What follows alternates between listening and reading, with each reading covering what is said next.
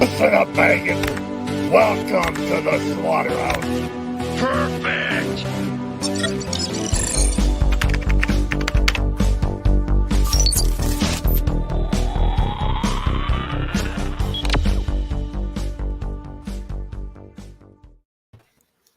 Hey, good morning, everybody. Ryan, I saw you dancing when that was playing, mate. You can't hide it. It's either dancing or singing along to a certain song that you constantly torture me with. I almost had that in the background ready to go, but I decided against it. Oops, someone's more popular than I am. Yes, telling me that we're live. All right, we're live for our members stream. I can see Jason, a channel member, is in the chat. Jason, there should be a link if you want to join us in the community tab under the members section. There's a link there to join us if you would like. We have Dreadnought Ryan. We have Gazz, who's too popular for us today. And we have in the background, we've got my very good friend Provost. Hello, friends from Go Figure. Adam. We've got Jeff in the chat. Hello and happy Friday. It's Saturday morning for me. Nolan, yo, Joe. We've got Brendan Haley, good friend of the channel, good friend in real life too. It's nice when those things correlate. Hi, ladies. Nice. I will have to listen to this as a podcast. As on the move, but wanted to be here and support my friends. Thanks, mate. Lots of love. Gaz is in the chat because, of course, he is. Yep. Dale, hello everybody. Hello, Gaz. And Ken saying, have fun. We hope so. Oh, and TJC is also here. Morning all. Yeah, so if you are a channel member, like Jason and the rest of the crew that are currently here right now, and you want to join us for this live stream, there should be a link to it directly in the community tab. If I didn't do it right, well, oops. But I thought I did. Particular chat. Hey all. Hey buddy. So we're talking about today for these members chat. We're talking about Scalpers Paradise. Have fans turned their backs on Mattel Creations? We're going to talk about the frustration, the disappointment, the anxiety on trying to deal with Mattel Creations. But Jason's driving. All right, buddy. We don't one thing at a time. Driving's more important. Yes. Well, yeah, staying alive. Yeah. All right. So before we do push on, Dreadnought Ryan, where can we find you if we want to find you? On Instagram, you can find me at Dreadnought Ryan, and then also on YouTube at the Island of Misfit Toy Collectors. Awesome. And Gaz, where are you currently located? I have in Instagram Gaz_N7. And that's it. Ah, cool. Okay. I will drop those links in the description below when I get an opportunity to. And my good friend Provost is in the background watching us from afar. You can find him at my local pub. First round's always on me when it's channel members and Patreon members. If you're a Patreon member, there should be a link also. If you are a Renegade member and up, then by all means. Mattel Creations is driving people crazy. Yeah. Coffee first, safety second. Wow, and that's coming. If you knew what Brendan did as a career, that's actually very funny. I won't give it away unless he wants to, but that's hilarious. All right, Mattel Creations. Oh, we got another. Who we got here? Who's this? G-Force Racing 20. Hey, Sarge. Nice. Howdy. Oh, we have Hans Chow in the chat. Woo, Hans. Hey, that 2 times. Good day, gentlemen. Welcome good night, gentlemen. It's good morning for me. There he is. Wait for you, Hans Chow. I like to lead off with where we can find people. Hans, good morning. Wake up. Oh, you wet? Yeah. Well, you could find me on Hans_Chow on Instagram. All righty, go and check out all these fine gentlemen. So, about Mattel Creations.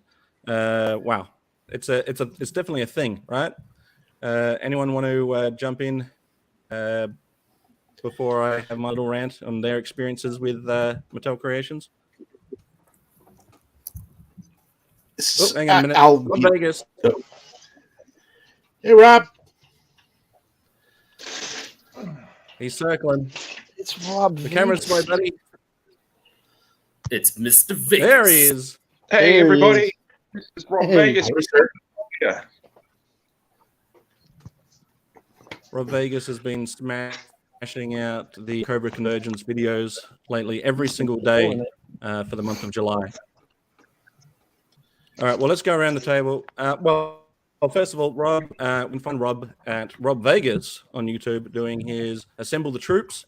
He also does File Card Frenzy, so be sure to check them out too. All right. Well, Ryan, you're gonna jump in with your experiences as far as Mattel Creations is concerned.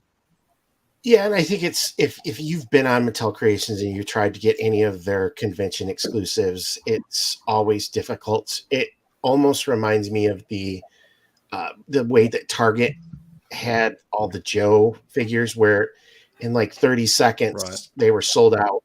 You could have it in your cart. You're waiting in line to check out, and then it's sold out. I know that supposedly this year they did put limits on stuff, so bots couldn't buy as much stuff. But any of the San Diego Comic-Con exclusives, they were gone. It's just not a good thing for fans when you're trying to find this stuff and you can't get it, and then you see people who've bought like 3 of them, and then they're selling them for 3 times the amount they paid. Yeah. Oh, it's funny you mentioned that. I just saw last night. I saw somebody who there was a Mattel Human Facebook chat for Australia, and someone who was never a member of this until last night, never a member of this group until last night, jumps on, and their first post is that they're selling 3 Wonder Masters of the Universe figures, 3 of them. You can only get 3, which leads me to believe that it's scalper scum, just buying for the purpose of reselling. Now, I'm in 2 minds, because number one, it's your money, you can spend it on whatever you want, right? And number 2 is like, so I'm like, on one hand, yeah, you can buy whatever you want. On the other hand, it's like, well, just don't buy it if you're not into it, if you're going to just resell it. So Brandon says, Mattel, like Hasbro, forgot they have a global market. It's always undersupplies, time zone limited, and convention exclusive. So, yeah, and the problem with this sort of Matt, yeah, it puts you off collecting certain lines. Yes, it does. So the problem with the way that it's structured is that you get a certain limit amount of what you can buy, which is great, right? Instead of being able to just buy them all up, they limit you to, I think Sarge was a limit of 2, and then the latest Wonder was a limit of 3, which is fine if you want to let everybody have an opportunity to buy them. And it's not like they're opening up pre-orders for certain members first, right? Or are they? Because I haven't seen anything where that is a benefit. No, I don't think there is like a membership. As far as I know. Right. So as far as I know, everyone has an opportunity like everybody else. Hot Wheel Club is about the only thing they do a special, early bird special, but not for general release stuff. Yeah. So the way my experience for it, Hans Chow's in the chat. You can never have too many Hans Chow. He will be back and in greater numbers. Here's an experience for you. Nolan had 2 minutes left in line until checkout and had the 40th anniversary He-Man and Skeletor taken, which shouldn't happen, but should be a limit of 1. Yeah, I don't know. I'm no internet guru. I'm no, how websites work. I'm no, aficionado, but they should make it in such a way that if you are able to grab something, put it in your cart and wait in line, then the final step should be checkout. And they have a timer anyway, right? They have a timer. So if you're just sitting there and you've got it, and then you let the timer run out for whatever reason, well then, fine. But if you got it and the timer's there and you still do the transaction within the timer and then it tells you don't have it, it doesn't make sense to me. Well, you would think it would work that way, right? So that's why the timer would be there. Yeah, go on, Gazz. Sorry. I said that's why the timer would be there. I would imagine so. It's like you have it in your cart. You have this much time to buy it. If you don't buy it within that period, it goes back. Right. And I don't know why they bother having a timer at all, unless it's just for our feeble brains to make it feel like we're important. Are we army building Hans Chows? Are they a convention exclusive? Well, if they are a convention exclusive, then we're lucky to have at least one in our collection right now. We'll have to share them on weekend. What's that, Ryan? I said I want the bearded variant, though. Yeah. I'll take which one I I can get. I like my Hans Chow smooth. Ooh. But, Hans Chow will always be general release. Okay, he's for the masses. He's for the masses. All right, so my first. Go on, Gazz. I was gonna say I have a thing on the Comic Con exclusive. I mean, technically, it should be a con exclusive. Like if you're there, that's why you pay to go there, right? Yeah, but then I'm never going to get there. So I know it all depends. It all depends. If it was just like a packaging variant of a figure that you can get at retail, well, then I'll be okay with that. Yeah. But if it's when it was remember when the SDCC exclusive Sergeant Slaughter came out? I think it was 2010 maybe? 2011. 2011, right. Well, so when those came out, I was never going to attend the convention, and I was like, well, okay, I'm just never going to have these. But I was lucky to find a link in the Collectors Club where they were selling them for $50 a pop. Blewz, watching the wheels go around. Blewz, you're a channel member, mate. So if you want, you can jump in on the chat. There should be a link there should be a StreamYard link in the community tab. If you want to join us, no pressure to, but you're welcome to join us. Blewz is one of our most recent channel members, so welcome, Blewz. Who doesn't? Yeah. So my experience, I was able to get those two, but that was again the at the time the postage for getting anything from the Collectors Club was exuberant. I was paying $50 a pop on each of the figures back then, which was a lot of money. And I think it cost me about as much just to send it over to me. But my experience I'm sorry. I get Gazz's point about if it's at a con and it's an exclusive, but with San Diego, with how many tickets that get given away to either the manufacturers, the news organizations that are covering it, websites, YouTube shows, a lot of those people don't pay for tickets to go to those events. And unfortunately, you have people who just go there to buy up everything so they can turn around and sell it, which I get that. If you've got the money to go and do that and buy stuff up and flip it, that's your job. That's how you make your living. Go for it. But as a manufacturer, if it's like, for example, He-Man's 40th and you come out with that special 2-pack with Skeletor and He-Man, and yeah, I get it has die-cast weapons. That's great. Make that limited, but come out with something to where the regular collector can get that 2-pack set with just maybe plastic weapons then. But make it available so that folks can pick it up. Exactly right. I guess that Hasbro kind of did it right with mine. You go to like oh, sorry. No, you go to one of those conventions and you get like a big bag and it's like everyone's throwing in their special stuff to, make you go over to their booth. And it's like those show bags, take on a life of their own in the aftermarket and just end up everywhere. Yeah, so first of all, I'll say thanks to Ken for the Canadian twofer. From Canada to Australia, hello, you fine gents. A Canadian twofer is actually considerably a lot in Australian dollary dues, so thanks, mate. Provosta's joined us right in the chat. Darren, hello, gents. Provosta says he's given up his real name. We'll find you. Treasure for Trigger is in the chat. Stuck at work on a Saturday. We'll join you handsome men next round. Sounds like collecting vintage is far less stressful.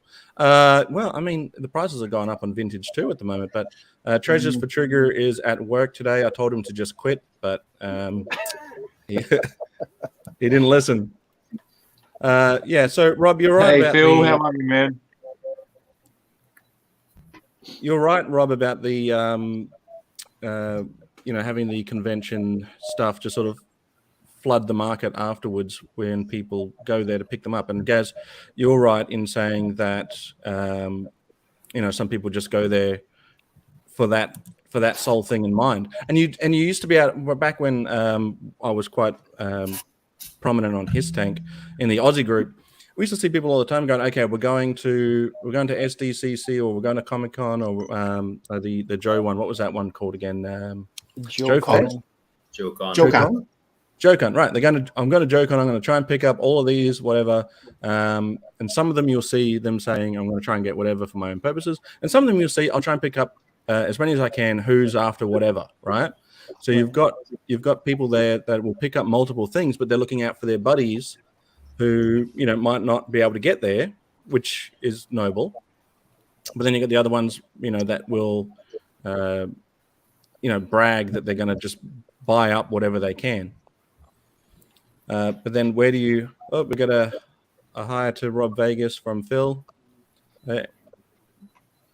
Just a hi to Rob. The rest of us don't look at that message. That's not for the rest of us. Phil. So Good to see you, mate. He doesn't see any of us except for Rob. Yeah, it's the Rob show. I'll bring you up full screen, Rob, if you like. If you want to have a private moment.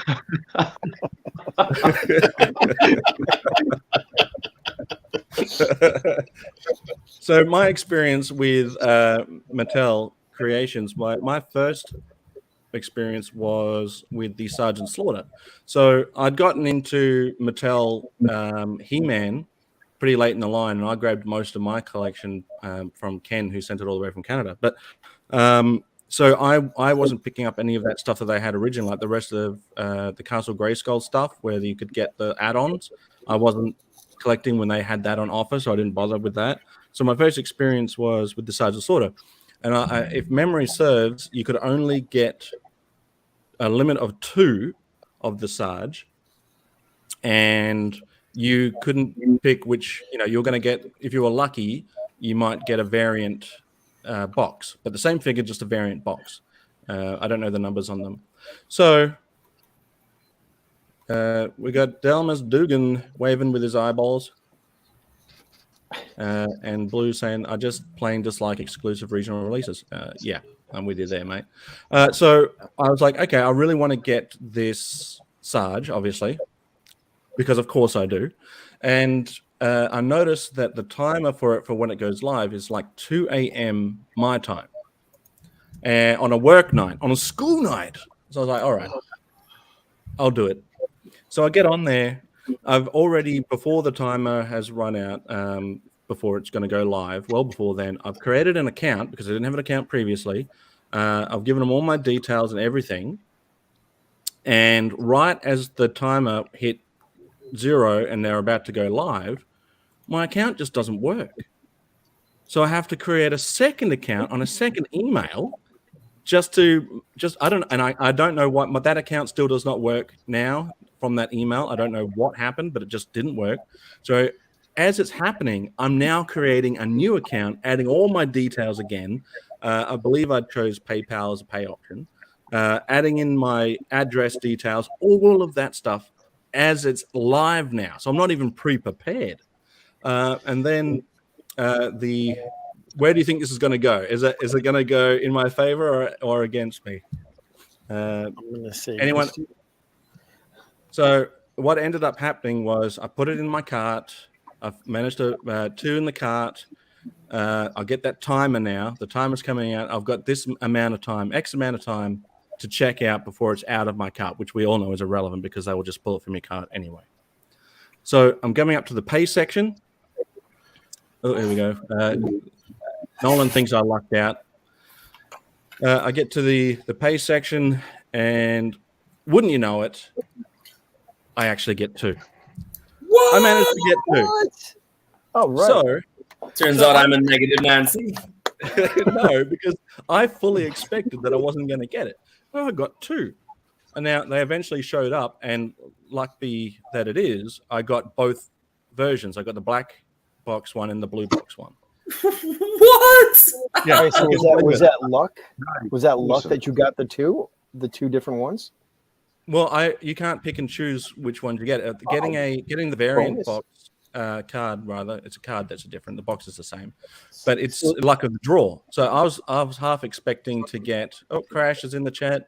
Crash, feel free to join us, mate, as a channel member. The link should be. Before you continue, can I have some numbers? Because our Mega Millions is like 1.5 billion. Yeah. And run down the store and play it right. Anyway, so we got. Oh, my ex is in the chat. No, sorry. Does someone get a pet? I got that. I caught it. Moving on. So, I got both the black and the blue card version, which blew my mind. Right now, this is my first experience with Mattel, and I'm like, okay, cool. So I go to bed thinking, right, everything's great. I wake up the next day, and people are saying that it sold out within minutes, and that was not my. Was it? Well, that was not my experience. My experience was that I was able to create a second account and grab two and check out. It's because you're in Australia, and Australia is in the future. So you are actually in the future buying these things. Yeah, I had well and truly like 12-hour difference. Same experience, except got the sold out screen after instead. Okay, right. Well, yeah. So here I am thinking to myself, all right, this wasn't so bad. I'd heard some people complain about Maddie. I was going to say Maddie Collector then. Mattel Creations. I had people complain about Mattel Creations, and they couldn't get anything on this before the size and sort of thing even happened. But I was like, okay, this is not so bad. Maybe it's just a few unlucky customers. Ken reckons it was about 4 minutes and they were sold out. But the fact that I was able to create a whole new account just to order two and got the two and got the two different versions of it, I was like, okay, this isn't so bad. My experience isn't so bad so far. And then they bring out, so I get those, that's all fine. And then all of a sudden, because of this guy here, Ken, I'm now deep into Masters of the Universe now. Right, so now all of a sudden, when I wasn't interested in it before, Matt saying, I dislike the way some manufacturers intentionally exclude loyal customers. Yeah, that's a problem too. So then, because I'm deep into Masters of the Universe now, all of a sudden, when I start to see Masters of the Universe exclusives pop up on Mattel, Crash got a blue card off eBay because I hate pre-order. Yeah. Sorry you had to do that. Sold out in seconds. I'm 0 for 3 trying to pre-order Mattel exclusives. Right. And more often than not, this is what I'm hearing, where a lot of people are not getting it, as opposed to my story where I was just happy and lucky in that moment. So then when they bring out the He-Man stuff, I'm like, oh, okay, this is where it's going to be a problem, right? So what was the one before Wonder? Coldar or Coca-Cola? What's his name? Coca-Cola He-Man? Yeah, no. His name's, I think it's Coldar. It's such a niche character. He's got like a gold helmet. He was in one episode. Somebody tell me if they know the name of the guy. No idea. Keldar? Do your homework, Zazel. I've got to say, I know absolutely nothing about Masters of the Universe. Like, I know there's He-Man and Prince Adam and Skeletor, and there was like a scratch and sniff guy. But that's probably about it. So I will have to do my homework. So it was Brendan Haley. Keldar. Thanks, mate. Keldar. Cola Man, right? Keldar, so not Cola, Keldar. I like so Keldar he was the first one that was offered whilst I'm collecting Masters of the Universe now, right? Where now I want to pre-order it. Now I don't even know who this character is. I only went and watched the episode after he was getting released, but all of a sudden I'm like, oh, it's an exclusive. I've got to have it. So, Darren, I've shared a beer with both these guys at the same time. It's good fun. Good guys, good blokes. So Keldar comes along. Now at this point, I'm like, oh, I kind of want it because it's now I'm deep into He-Man. I don't even really know the character. Keldar. Now we've got. Well, which one is it? It doesn't matter. It's Cole Keldar. Ken is right. It's Cole. Cole Kel. I like that. Cole Kel. We'll just call him that. Let's call it Kendar. Kendar. There we go. There's Kendar. Yeah. So when it comes to Kendar, I'm thinking to myself, all right, well, if I get it, I get it. If I don't, I don't. Because I'm not really invested in this character anyway. He kind of looks a little bit janky. The gold looks like that dulled down gold. Doesn't look like real gold. But it's like, all right, cool. So I get there, and the timer comes down. Darren is 99% sure it's Keldar.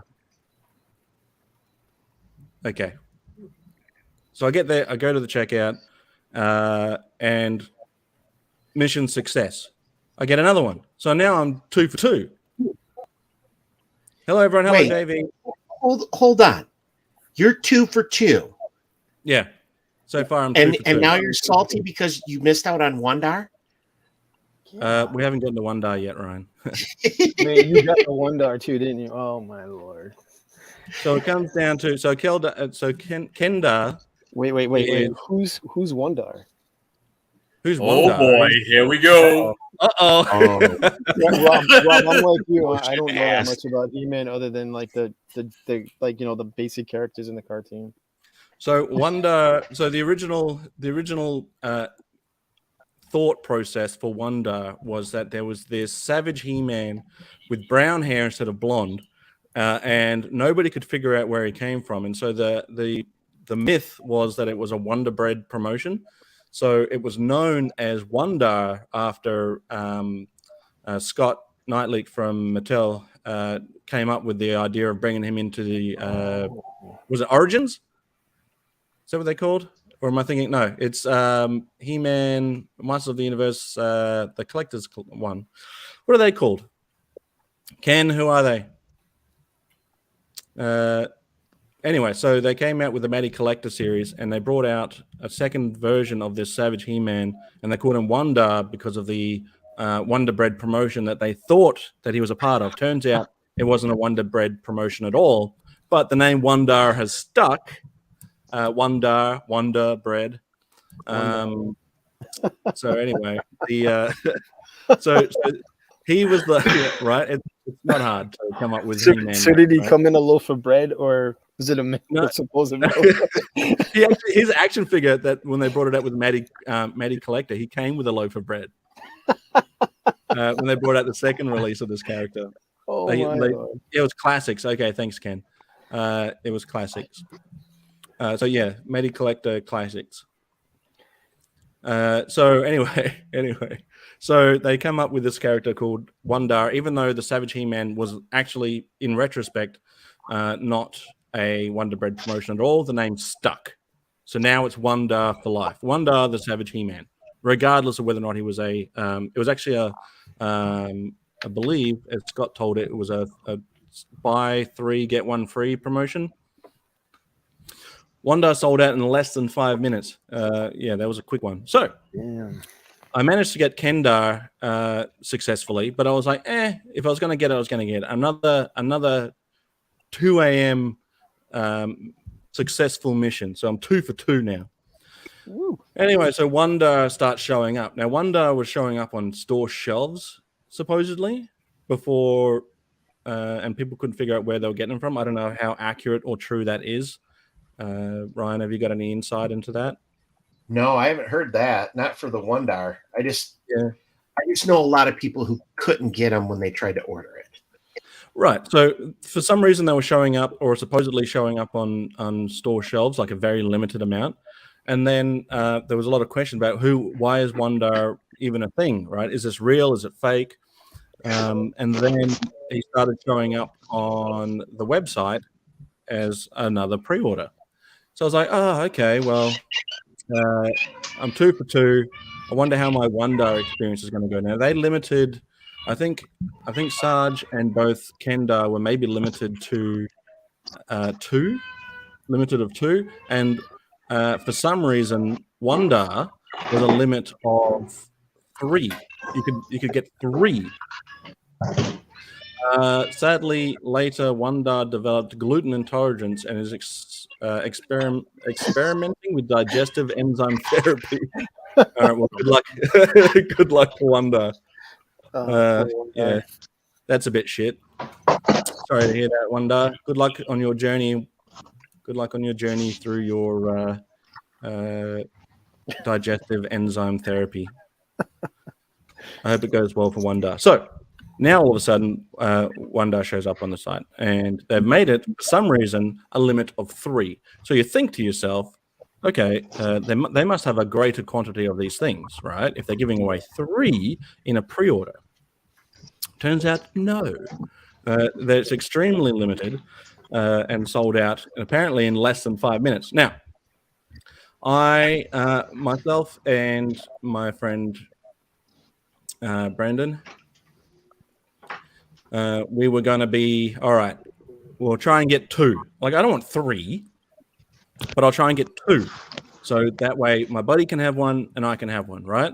And he was going to get up and he was going to try and get 2, right? So that way, if only one of us get it, then we've each got 1. But if we both get it, well, then we've got 1 to open and 1 to display in the box, right? Mm-hmm. Spoiler alert, Brandon wasn't awake because he got the time wrong. So he wasn't even a part of it. So he was fast asleep. I'm up at 2 a.m. and he's fast asleep because he got the time wrong, apparently.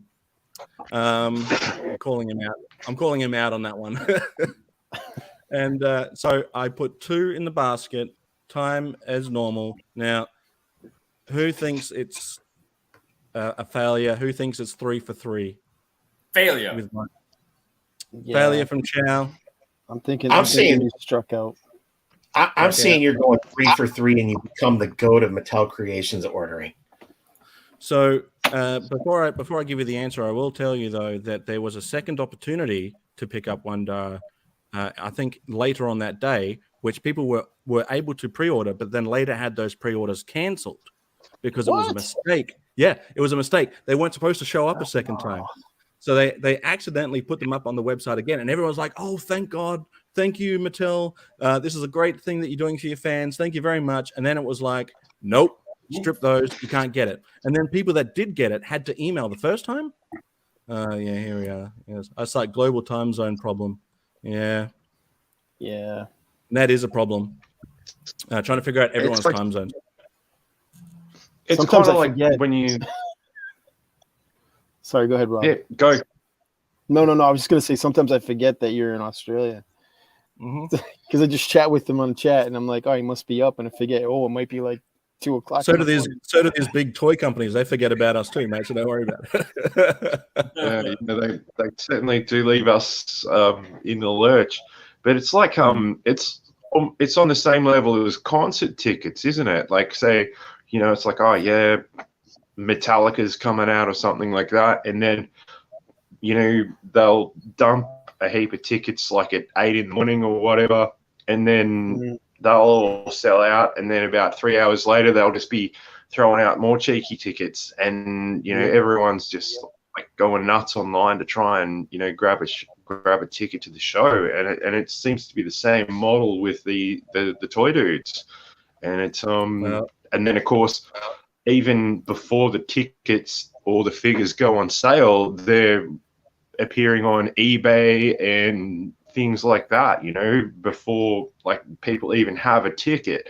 It's like, oh yeah, buy a Metallica ticket or a whoever ticket, and it's like 3 times the price before they even go on sale. Well, as far as Metallica is selling out, I mean, I think they did that decades ago. But oh, I got an echo. Hello, Scuba Pete. Hey, that's all right. I just figured use Metallica as a generic sort of. I'm just messing with you, Rob. I'm just messing with you. There we go. Yes. So yeah, I'm more of a like. Oh well. That's a story No, for I another like day. Metallica. It's fine. I like Metallica. I'm just messing with you. But they, yeah. Don't worry about it, buddy. I'm just kidding. I'm just kidding, mate. So this sounds much worse than trying to snag Mindbender and Sergeant Slaughter online during SDCC. I was successful, but could have saved stress and just got them today in on Pulse. Well, mate, I got to tell you, I was never going to be able to get Sergeant Slaughter up on their official website because it wasn't available to me. I had to go through Big Bad Toy Store. And interestingly enough, you can still pre-order on Big Bad Toy Store today that same Sergeant Slaughter figure. Actually, so how are they able? You can actually order him on Pulse as well. He's up on Pulse as well. Well, there you go. I don't think Pulse is available to me either, though, if I recall correct. Yeah, but Hans, are you going to sing this to us, mate? They call him Scuba Pete. He's the king of the scuba beat. When he plays the maracas, he goes chick, chicky, boom, chick, chicky, boom, chick, chicky, boom. Outstanding. That was beautiful. Nothing wrong with Metallica except for the Saint Anger album. They were practically. That's fighting words, man. What is this? Oh, I'm not unsubscribed from Toy Connection. We can't be friends. Yeah. Are we having beef? Are we having beef with the Toy Connections? It's a whole steak right now. Yeah, it's hard to figure Ken out, man. I can't figure this guy out. Just when I think I figured him out, there's a whole new angle. Yeah. Oh, hang on. He's got a supporter in Dave E saying Saint Anger does not exist. I think Hans, are you a fan of the Saint Anger album, are you? I'm not a super fan, but I don't think it's that bad. I mean, it's not as good as the older stuff, but I mean, I wouldn't light it on fire and use it as kindling. It's not, look, man, they aren't who they used to be, and it shows in their music. And technically, the stuff is still sound. I mean, look, man, I'd rather listen to that than anything by Justin Bieber. Everybody gets older, and their music changes. Yeah, sure. Yeah. That teenage angst is gone now. They're older gentlemen. I can still do Bieber. I can do some Bieber though. I do, even though I don't love him. I still, my wife does. So I throw it down every now and then. I come in and I kick down and go bam in my underpants. What do you mean? Guy who's lost 2 friends now. Well, like Saint Anger and Bieber by heart. So get out of this. All right, so dirty. Hey.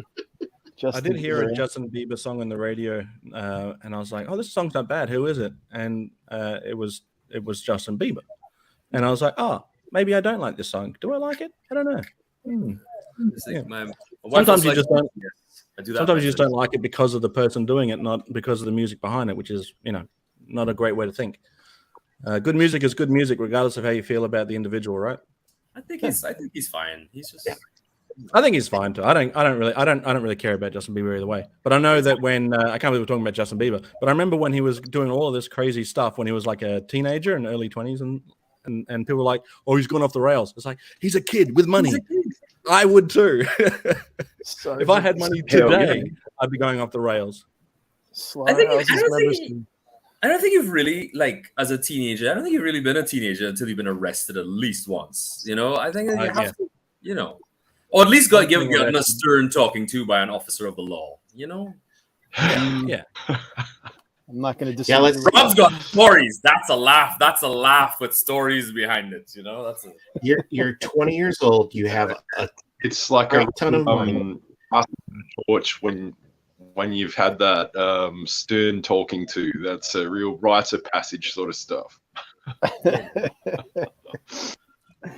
I can't believe we got onto Justin Bieber for a conversation, but this is our members chat. We talk about whatever we want. You never know what you're gonna get, man. You never know what you're gonna get. You never know. All right, baby. Yeah, I was rocking out to big band music the other day, and my car just came up on my my YouTube music chart. And I'm like, oh wow, like this. Just cruising out. Yeah. Remember when Jive Bunny was a thing? Jive Bunny and the Master Mix? And they just got all of that big band music and put it all together into one big super hit. There was that one. I forget what it was. It was for I think the Wow, 82 Mega World Cup, Mix or something. The Mega Mix, yeah. The Joe Bunny and the Mega Mix. One of the songs starts off with "Come on, everybody, come on, everybody." I'm like, Yep. on everybody? Come on, everybody. That's a lot. That's a What lot. was that one with Elvis? Maybe some of them, Remember that? not all. What was Of that them. one with Elvis? What was that one with Elvis? Satisfaction. Yes, that one. Satisfaction. Yes. Oh man, I couldn't stop listening to that. That was great. It's like the first Elvis hit, maybe since he died. Is that right? I think so, Yeah. I remember seeing it on some Nike commercial. They were having some like 2-on-2 tournament, like a scorpion thing for like a World Cup advertisement. You remember that for Nike? That No, was I don't crazy. remember that. You don't remember that? It was when I am. maybe it was 82, 84 maybe. Are we talking about Elvis? 92, 94. Yeah, I thought JLX or something like that, right? JLX was the band. I gotta look it up. I need to look it up. Yeah, I'm trying to. I can remember that, and that was big. That was a big thing. And is it a little more conversation, a bit more action? Yes, that's it right there. Or something. And then satisfaction in me. A little more bang, a little more fun. That one, yeah. Satisfy me. That's it. Yeah, Satisfy me. Zazel and I are late 80s, early 90s bros from another mother. Well, I was born in 1980, so most of my collecting memories and music memories stem from mid to late 80s, just from what I can remember. I remember when Ya Kid K with Technotronic was on the TV, and I was like, wow, this is a cool dude. But no, Ya Kid K is a girl.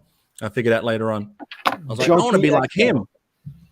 I want to be like Ya Kid K when I grow up. I want to be like this guy. That's a girl. Okay. You can look. I mean, hey, music is music. I like Technotronic to this day. I'm just saying I misgender identified Ya Kid K. Sorry about that, kid. But yeah, just Anyway, so did I or did I not get Wonder? No. Hey, yeah, no. That's right. We sort of went off on a tangent there, so let's pick up that thread. That's fine. I'm happy to continue on a tangent, but let's just close the chapter. Am I 2 for 3 or am I 3 for 3 for as far as Mattel Creations are concerned? 2 for 3. This is psychotic. Yeah, 2. No, he's 3 for 3. I'm going to say 3 for 3. Let's go. We're tied here. I appreciate you guys thinking that I have that kind of luck that I could be 3 for 3. But I will confirm I'm 3 for 3, baby. Wow. I hate this game. I always lose. Damn it. I went with you, Hans. You let me down. Why'd you go with I told you, man, you're my security blanket. Oh, man. Yeah, so again, no issues. The only issue that I had this time, Darren Roberts, 3 for 3. Woo, woo, woo. I will say that this one was a bit more of a headache because after the debacle where they sent out a whole different batch of pre-orders, I had to email them with my order number for them to say that, yes, I've got it. So there's a few extra steps this time, but I was successful. And you got 2. 2, that's right. I didn't go with 3. The pre-order kid. Congrats. So, I mean, So let's review this. So he got the Sarge, the exclusive Sarge, and the regular issue, first order, first time. Both versions, right? Having to redo his profile with the different email address. Correct. He then gets Kuldar or Kendar, or whatever we want to call him. Kendar, Number 2. Yeah. And you got what? 2 of those, probably 2? Or 1? 2, yes. Yeah, was it 2 or 1? I'm not sure. I can't really remember if I got 2 or 1. Possibly 2, definitely 1. But then he goes Wandar and gets both of them, and yeah. At this point, do you have to put sunblock on your butt to stop the sunburn? Because there's a lot of shining going on there. I use Garden Quarter Zinc only. He could have probably logged on to Pulse and got Slaughter, and they would have sent it to him. That kind of luck. Yeah, I would have definitely got him. Even though he's not technically supposed to be sent to Australia, I would have figured out how to do it. But so then you hear, so whilst I haven't had a negative experience so far, I have started to see now a lot of negativity surrounding the website because they made, especially Wonder is where I've seen the most hatred come from, right? And probably deservedly so. They opened up the pre-orders twice. They went from having a fan base that were disappointed that they couldn't get one to all of a sudden the fan base being like, oh my God, Mattel's the best ever. They've opened up more pre-orders. This is great for us. Well done, everybody. This is exactly what the company needs to do. Well done. And then the heartache again when Mattel messages them and go, no, sorry, that was an error. You don't have them. So, and now the Eternia playset is on Mattel Creations website. I don't know the ins and outs of that just yet, but they're bringing out a character that should be retail release in Grizzlaw for the second time is now a Mattel Creations exclusive, which can be frustrating. Now, I can't get them here in Australia unless I pre-order them online. Big Bad Toy Store of recent times and Toykennections before then. And Ryan, thanks. I want to say thank you for pre-ordering those Mattel figures. Oh, yes. Woo! So if you've got a hookup in another country like Ryan's my hookup. I'm going to tell all the ladies, if you need a hookup, Ryan's your guy. Well, Zazel, now everything makes sense because you like posted in her that like sent me the message and like, hey, if you see this, pick this up. And I'm like, click the link. I'm like, well, I can order this. What other ones do you want? And like, I got all of them you wanted. And the next day I go back, they're gone. And I'm like, right. Okay. Wow. So it's got to be you. You're right. I'm the luck. It's just You're the luck. Okay. If everyone just put out now on the ether during this stream what they are looking for, and hopefully my luck will rub off on you. Yeah, we'll call it the Zazel rub. If you want me to rub off on you, for luck. Phrasing. Did I phrase it wrong? I know what I said. Oh, no, fair enough. I can't believe we've talked about Justin Bieber and had Hans Chow sing already on this members. This is the best members chat so far. Can I how we request the roll. last part of that? Can I request the last part of that song be sung again by Hans? The Scoop Repeat song. Can you sing that last part again? What? Which part? Yeah. Can you just do that again? When he plays the maracas, he goes chick chicky boom, chick chicky boom, chick chicky boom. I have to do the dance. I love it. Tony's in the chat. Hello, chat. Hello, Tony. Thanks for joining us. Tony recently had me on to do a voice for Trigger. So that's coming out. I think it's coming out tomorrow at 6 a.m. my time. I've been meaning to ask. How did you manage that? How did I manage what? How'd you manage your own figure? That's you. The minute I saw it, I'm like, that's Zazel.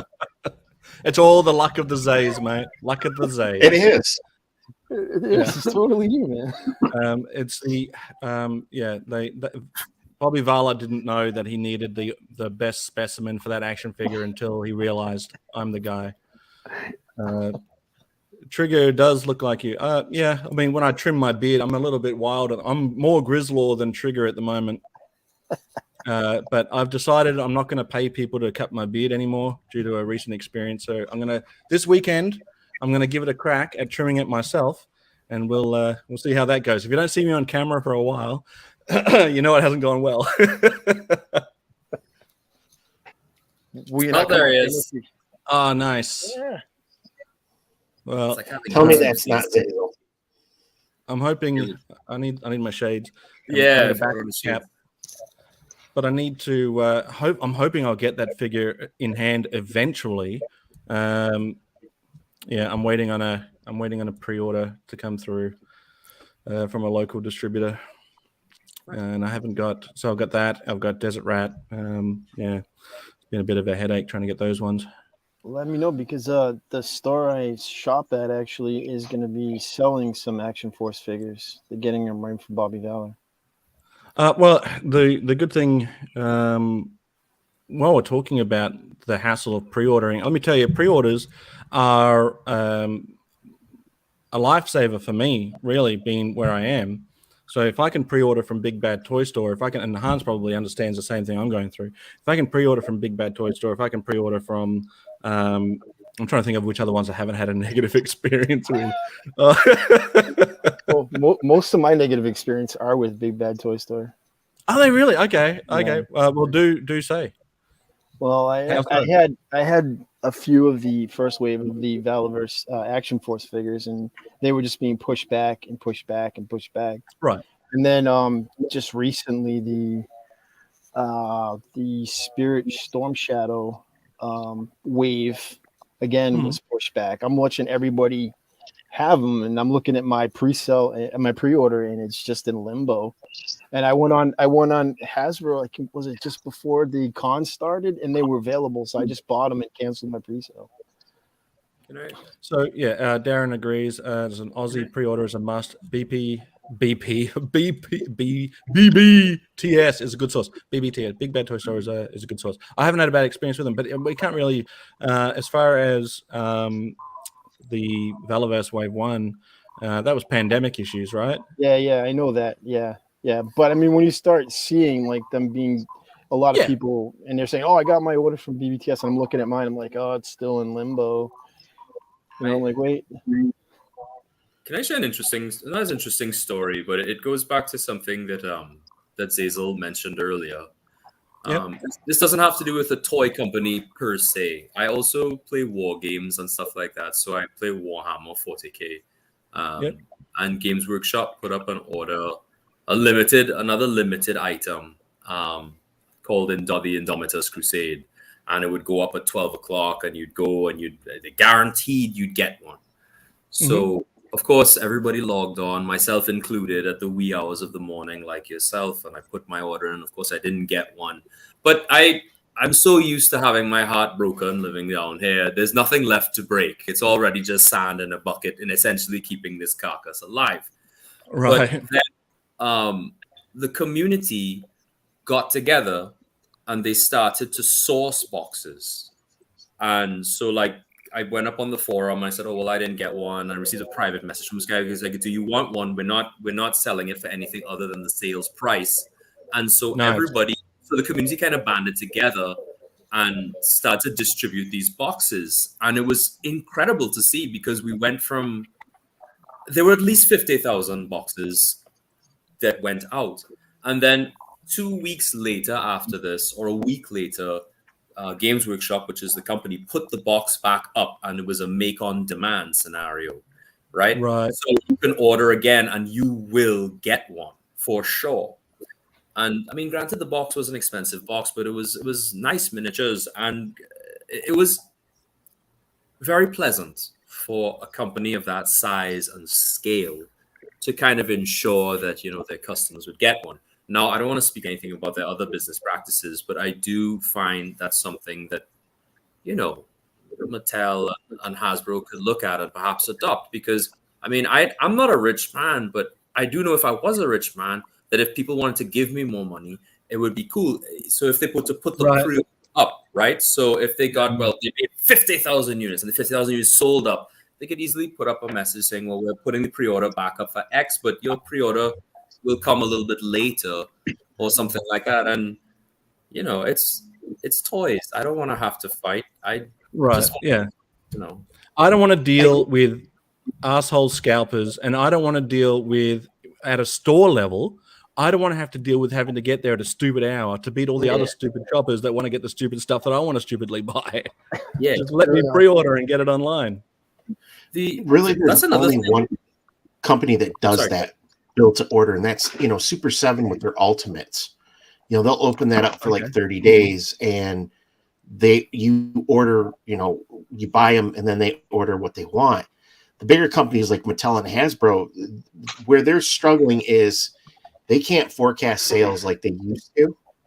And when you have to have that factory runtime, they budget all that stuff out. And, you know, that's been the problem, especially with Mattel right now with He-Man. I don't think they know how much to order right now because they don't know what the fans really want. And we've seen that with Hasbro with the G.I. Joe Classified series when that first launched. I mean, you couldn't get it. Nothing. And now they're trying to make up for that. And, hopefully they will. But, like Han said, there's 26 million people in Australia. How do you not figure, how can we get to that market and sell to that market? I mean, that's 20 possible, you're not going to sell everybody, but, a percentage of them, that's still making money. So why don't you have either partnerships with somebody or something where you can ship your product? Since it's coming from China, it's closer to you than it is to me in Michigan. So figure it out. Sure enough. Yeah. So when you even like, sorry, Zaz. No, you go, Rob. Yeah, I was going to say, even say they did a Google search or like a search on YouTube or Facebook, there's dudes here. They're say in Australia and of course in North America and everywhere. There's dudes and dudettes, of course. Everyone, like, people are keen, Well, yeah. I mean, I don't understand. Again, I don't understand the logistics of not having it just go worldwide, and why they pick certain areas where you can.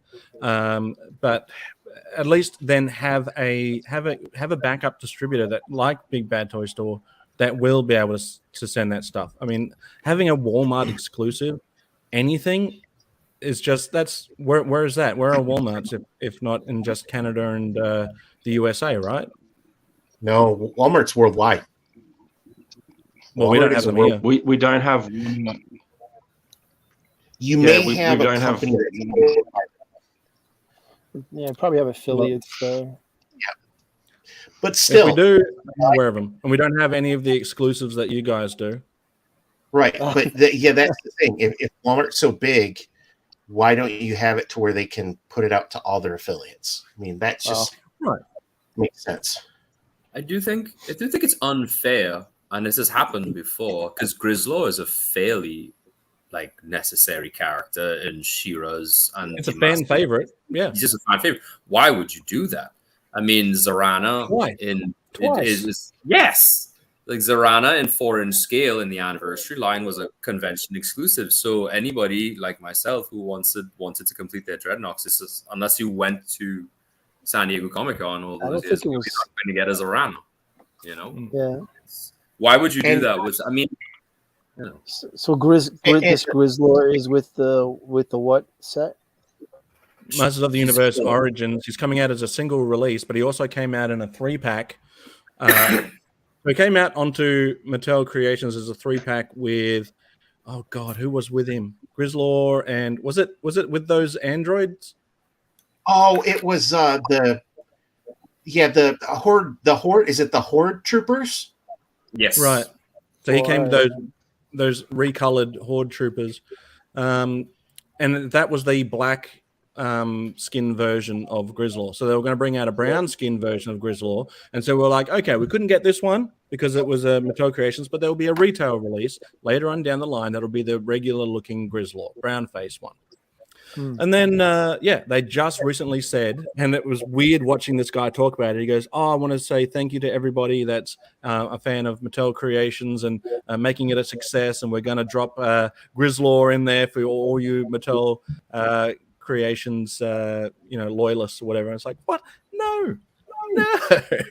I mean, I don't know. Can I be 4 for 4? I don't know. But he was like a normal release then in the original line, I would suppose, right? Oh, yeah. Yeah, he was a very popular character because he was basically like real fur feel. Yeah.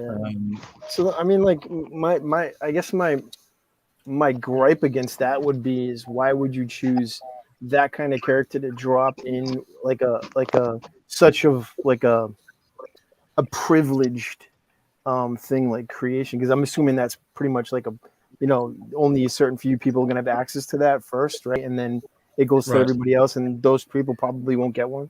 It's kind of like being a Pulse member where you get first dibs, right? But I mean, there's usually enough to go around. Has that been a benefit to Pulse members so far? No, I mean, you get like, I think when they release pre-sales, you have like an hour before everybody else, but there's usually more when it goes like it will go live at like 12 to like 1. I'm just using it as a time, and then at 1 o'clock it goes live to everybody, and there's still pre-orders available. It's not like it's sold out before it shuts off. But I mean, like, why would you? I don't understand. It'd be like taking Duke and making him like exclusive, right? For this like pack, when you could just do that with like Wondar or Kendar, you know, because it's just it's a random. It's like one of those unique figures that people have some sort of mythos behind, instead of like a regular open. It's like a regular everyday character for He-Man. It doesn't make any sense. But the con exclusive pack for that, Zazel, I don't know if I caught it, but go ahead, Zazel. I don't know if I brought it up, but I just wanted to quickly say hello to Blue Harvest Toys in case I missed that earlier comment.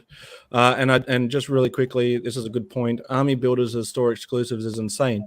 It is. It's also insane when they only put one in a box at retail because, you know, people want to buy more than one. So at the moment at Big Bad Toy Store, you can get the Bat on pre-order. I mean, nothing's stopping anybody from just pre-ordering 10 or 20 or however many they want, and it should be a fairly, hopefully, easy transaction.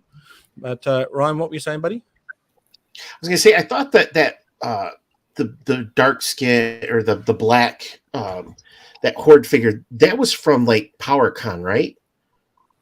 Was that 3-pack that they had for PowerCon that people got upset about too because you couldn't get it unless you were there? Right. Okay. So it was. I'm not. Again, this one came out before I got in to Origins. So I assumed that it was on the website, but it may have just been a convention exclusive. They may have. I don't know if they brought it out onto the website after the fact, but yeah, it was limited numbers and not easily accessible. And it's a wanted figure. Right. But at least in that instance, though, like the Horde Troopers were different colors to the regular retail release, and Grizzlaw was a different color to what we assumed was going to be a regular retail release, and now we're finding out that Grizzlaw is going to be a creation, and I don't know why, because he's a popular character. I don't understand how they figure it out. I don't get it. Good question. Toykennections. The WWE New Generation ring with all those extras was only $250. Eternia can't be over $400. Well, we don't know. But what are our thoughts? Predictions on price for the Kickstarter. A Kickstarter is a good idea because you can back a Kickstarter and get your product. But there are some people that don't like Kickstarters either. But I will say I'm not against it, as long as I can be a part of it. Can't back them. You can't? We can't? Oh, well, fuck them then. I can't. Damn it. I tell you, by Caribbean Mickey Mouse money, they don't like it. Oh, jeez. I'm sorry. Oh, jeez, Rick. So, what are our... jeez, Rick. Zays, you should be able to back it, because I know that anybody could back that Mattel ring. I don't think they put a limit on that, because I know there are people from all over the world that were ordering those. So if it's on your place, pre-order on. Oh, sorry. Go ahead. No. Go ahead, Zazel.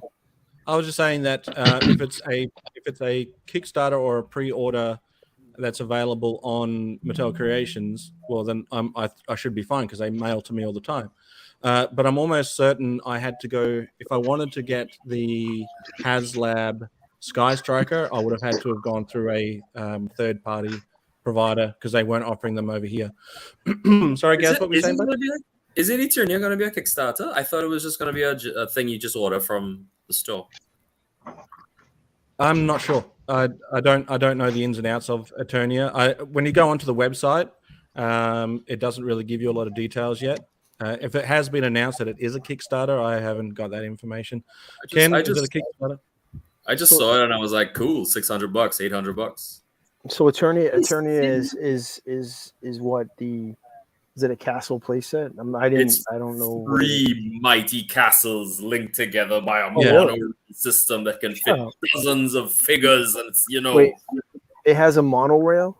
Yeah, it's like the flag for Masters of the Universe. Damn, how cool was that space Lego monorail? How cool was that? That was. Yeah. I'm sorry, I was really. All right, so it's huge, big castles, and it goes with the origin figures. How much? $800. How much do we think that's going to be? I don't know. 800. I don't know. I guess it depends on if it's hollow, like the inside of the castles, if they're hollow. Is it battery operated? Does it have a battery for the monorail? I don't know. Or is it just I don't know. push? I And think the original one was battery. Does it come with any figures? Does it come with that one that I forget his name? B-Store? Is that his name? Grizzlor? Grizzlor. Does it come with one? We don't know. I think it's supposed to come with 1 or 2 figures. Yeah, it'll come with 1 or 2 figures. If it's Kickstarter, they'll have the stretch goals for what they hit. Yeah, I'm gonna say 500. No, somewhere 500, no, not above. Originally, I think you got to be 400. You can't anything really over 350. It's tough to get people to invest that much money. About 350. Yeah. Anyway, that's a dated reference, but I get it. That thing is the flag. That thing is the flag. It's gonna be $800. 600, 800. The thing about. Sorry, mate. No, just saying 401. 401. Okay, yeah. It's not much. It's going to be 401. Yeah. Look, I got to say, originally I thought to myself, why are they doing Eternia when they haven't even done Snake Mountain yet, right? But then I thought to myself, well, actually, anyone at the moment can get a vintage Snake Mountain fairly easily. If you want to find one, you can find one, right? I've been able to see some locally, for instance. But in order to get an Eternia playset, that's the tricky thing. That thing is notoriously rare, and also most examples are broken if you do find one. So especially the monorail. So then I thought, well, actually, this is a genius idea, because whilst many people would back a Snake Mountain, almost any Masters of the Universe fan is going to back an Eternia, because if they don't have one, they want one. Right? It's that one Grail piece that finally you can have in your collection. It's not exactly that one, but it is a great looking example of it. I didn't even know it existed until I was in my 20s. I had never seen one before. Holy cow. The thing must be huge. Like, it's massive. It is huge. It's like that. That's the main tower is the size of children. It's negative, you know. Who wants to see it? You're probably going to have a separate room to have this thing in. It sounds bizarre and off the charts. Holy That's crap, what I was thinking, man. Huge. All right, can I redo my price? Yeah, you know, right? $600. It's gotta be at least $2,000, $2,000. How much was the Snake Mountain? How much was the Snake Mountain that they released? How much? They released Snake Mountain in the past. How much was that? I'm happy having a Desert Scorpion and a Paralyzer tank on my desk on the best. I'm with you. I'm with you, Rob. I'm with you. Super 7 did a Snake Mountain a number of years ago. How much was that? And that one was expensive. Well, I mean, the Thunder Tank is $400, right? Or was it $500? No. I want to know how much that Snake Mountain. $450 for the Thunder Tank. I want to say that Snake Mountain was $500 plus, might be $600. Then there's no way it's going to be cheaper than that. It has to be cheaper. People won't get by. His tank at $300 for HasLab was pushing that limit. No, $300 said it was $600 limit for a Kickstarter. I think the Eternia is more valuable than that his tank to me. But the only thing of it is Mattel did the ring for $250, right? So the WWE ring. They can't, and that was a stretch to get that to sell, because they had to throw in extra figures to get it to finally for people to buy it. If you're going to do this at Eternia and you're doing $500 a pop, I just don't think you're going to sell as many of them as you would if it's 300. I think they do business like gangbusters. Yeah. But if you start doing 400, 500, you can't have a Grail not fund, because what are you thinking about? 5,000, 6,000 units they're going to ask to sell. So, you start looking at that, $500. You got to be some grand if you buy two. I don't know, man, because to find an unbroken Eternia right now is very difficult. I feel like that one is one of those weird things where they could kind of snuggle it in, you know. Why did I do that? How much does a vintage one cost? It's like thousands. Yeah, but they had a low run of the vintage. I mean, it was a really low run. Yeah, and it was poorly made. And now, if you even look at that, the track for the whatever monocar or whatever it is, I mean, it will literally just disintegrate. It came out in '86, huh? So that was like the tail end of Multi, yeah. See, right? Super Snake 7 was Snake 7. Snake 7 sounds like something evil. Snake Mountain was $600. You know. And so I got Gotta say that, Super 7 Snake Mountain. Super 7 Snake Mountain. Super 7. Yeah. I really think Super 7 wasn't that awesome. Actually, sorry, go ahead. Hey gang, I'm gonna have to tap out. So sorry to leave the show so early, but duty calls as it does, and it's so cool to catch everyone here and put some faces to the names and see Hans and Ryan here, and Gazzy's been a bit quiet, but he's there. But thanks for having me, and nice to meet you, thanks for everything, and yeah, I look forward to catching you in the next show. My sincere apologies about Crockmaster. I'm trying, and hopefully he'll pop up. Well, yeah, I'm looking forward to it. But Rob, thanks for being here, mate. Everyone go check out Rob Vegas. He's doing some great stuff over there. He's been smashing out every single day a video for Cobra Conversion, sometimes many a day. So yeah, go check him out. Yeah, we had you won't be disappointed. Oh no, you will be disappointed. That's my guarantee. Cheers, Rob. All right, cheers, thanks, everyone. Mate. Stay cool, and hope to catch you in the next chat. And yeah, see you all soon. Thanks, guys. Bye. Bye. See you, buddy. Later. So there's an attorney at vintage from '86 selling for $4,000. Yeah. So wow. There you go. So 500, I guess, isn't that bad. So I saw one in person. So he said, I'm like Zazel. I didn't even know attorney was a thing until I was older. I owned Grayskull and St. Mountain in the Fright Zone. I was into the play sets. Yeah. So the first, I only knew about them once the internet became a thing, and I was probably in my early 20s when I finally realized that it was a play set from Masters of the Universe. But the first time that I'd ever seen one in person was actually not that long ago, a couple of months ago, if anything. I was at a toy show with my buddy Darren, and they had one there, and it sold. I know it was there for thousands of dollars, but the first time I saw one, it didn't sit there for very long. Someone bought it. So wow. Yeah, if you see it, get it. It looks pretty cool.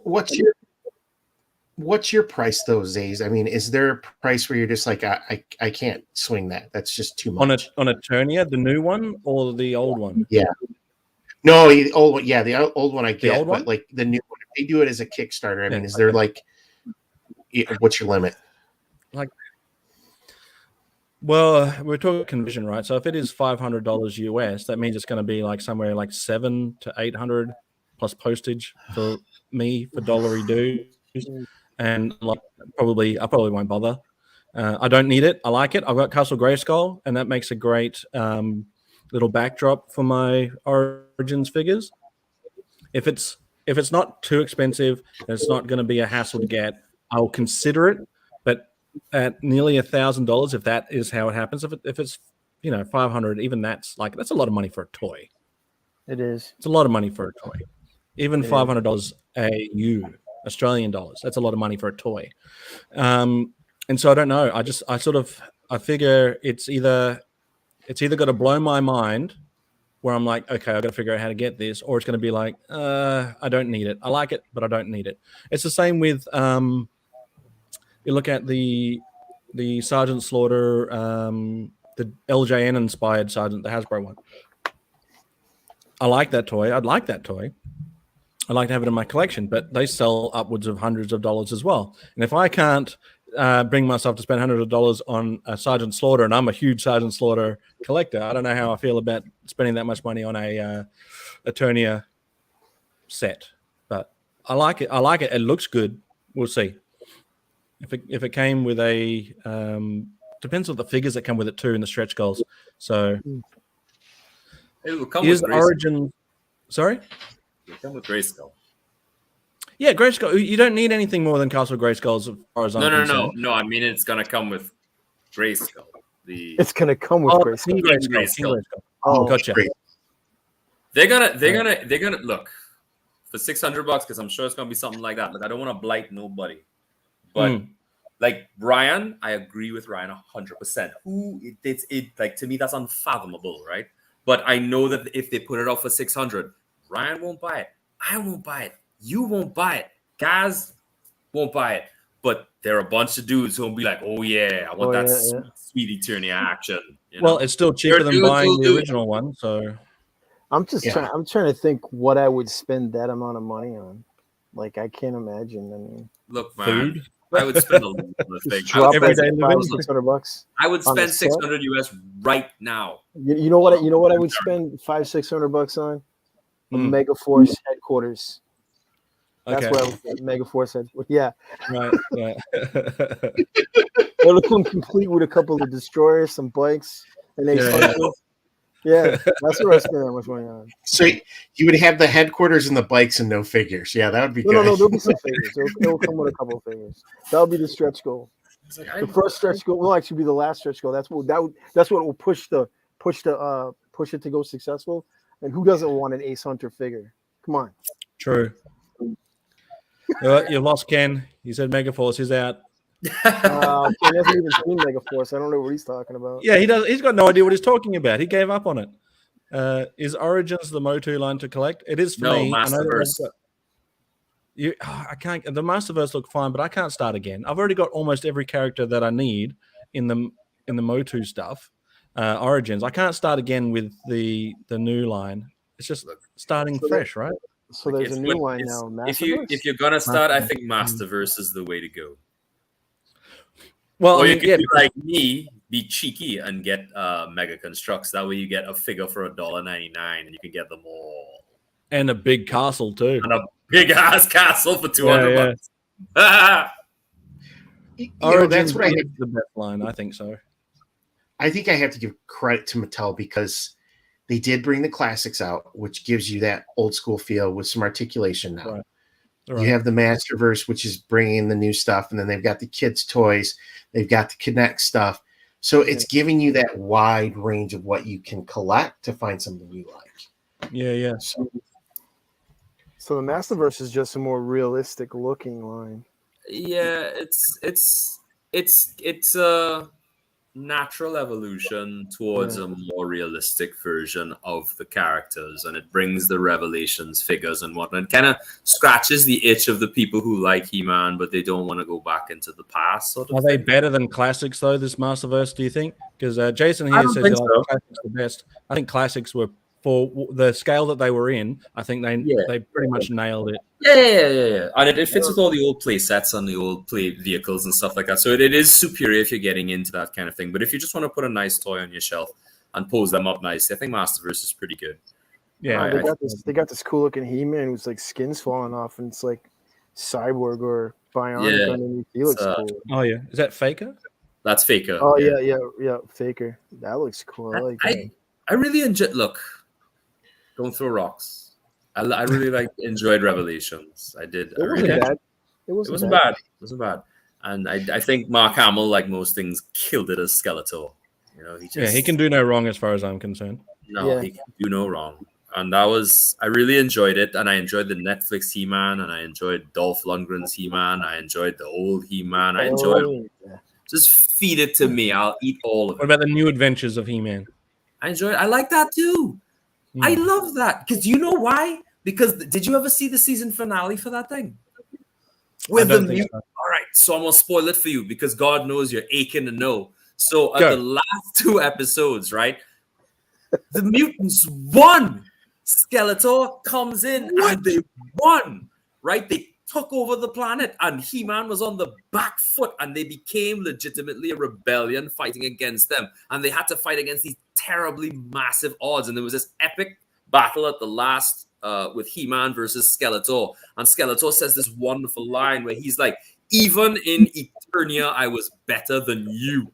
And I was like, and then He-Man looks at him and BAM! And he's like, you were never better. And I was like, yes! And he kind of Galvatrons him. He throws him into wherever. And that's the end of the series. And I guess it's a great way to end. But everybody's like, no, they gave He-Man a ponytail and a pair of pants. He can no longer be. I was like, come on, man. Yeah, I had a ponytail back in the day. I'm not afraid to admit it. Exactly, right? Just enjoy it for what it is. If you don't like it, don't watch it. But I mean, don't steal other people's joy. And I think that He-Man was a lot of fun. I didn't hate it. I had the toys. They had some really eclectic characters too, like a giant eyeball. The head. So cool. Designs in there, man. And like a lot of people throw stones at a lot of the new stuff. I mean, just look, it's easy to throw stones at all the new stuff because the classics always are going to be best because that's what we fondly remember. But if you enjoy it, who cares what other people think? Exactly. I mean, honest to God, right. It's just you do you and don't worry about other people. I mean, if somebody's going to put out you like without any hassle, right? And then all of a sudden, everyone's got an opinion, right? If you're going to put out a post on Facebook, on Instagram, and put out a video on YouTube, this is what I do. Skip. Okay, I don't have to watch that. Come back around. The best part of that comment is the fact that he hasn't even seen that movie yet. Yeah, he has not watched 1 minute of that movie. Hasn't he not even seen any? I thought he saw a portion of it. No, that was Buckaroo Banzai. He bailed on it was too. That's right. Yeah. What a schmuck. Yeah. All right, we're beefing with Toykennections. We're gonna rumble, Ken. We're gonna rumble. Buy what you like and what makes you happy. Yep. I'm really happy. I'm really happy that Big Bad Toy Store put that Sergeant Slaughter up, because when they announced it and then they announced it in San Diego Comic-Con, I was like, well, I'm not going to get this one either, and that's a shame. And when we went up on Big Bad Toy Store, I was like, ooh, order. And then they got Sergeant's always going to be fan channel. Always going to be fan channel. And I bet dollars to donuts that Mindbender was only moved to San Diego Comic-Con to be an exclusive because Hasbro needed it. Yeah. Yeah. They needed something for it to make an exclusive. I agree. For you guys, Joe. I'm just Best glad Buy it up, and so did EB Games in Canada. So I think it was supposed to go out to fan channel type retailers, but then they're like, we're going to keep it for San Diego, so we have something exclusive. I just want to quickly call out this this chat. It says from Keith Knight. Hey chaps, sorry I'm late, but I'm pulling the graveyard shift on my mental health group. How are we all? Well, we're doing fine. I'm not sure what the ins and outs of your mental health group is, but thank you for pulling in a graveyard shift for the benefit of that group. Thanks for joining us, Keith. Yeah, you don't think he means that we're missing from that group, right? Yeah, I think so. If that's what it is, well then, yeah, we're here for that too. No matter where you go, there you are. How can you not love? Damn right, Woodman. Damn right. I remember the way the bad guy pronounced his name. I've got you now, Buckaroo Banzai. I don't know why that's stuck with me. That's stuck with me. That movie is epic. No matter what Ken says, it's epic. Well, yeah, Ken's not here to defend himself now, so Toy exclusives should never involve key characters. That's how I feel. Yeah, exactly. I agree. Yeah, like I think they should, by all means, have a packaging exclusive, maybe a multi-pack exclusive, but have a single, like the He-Man and the Skeletor, that was a twin pack for Mattel Creations. Bring them out as single packs, or with different weapons, like Ryan said. I think it was you, Ryan, that said plastic weapons instead of the.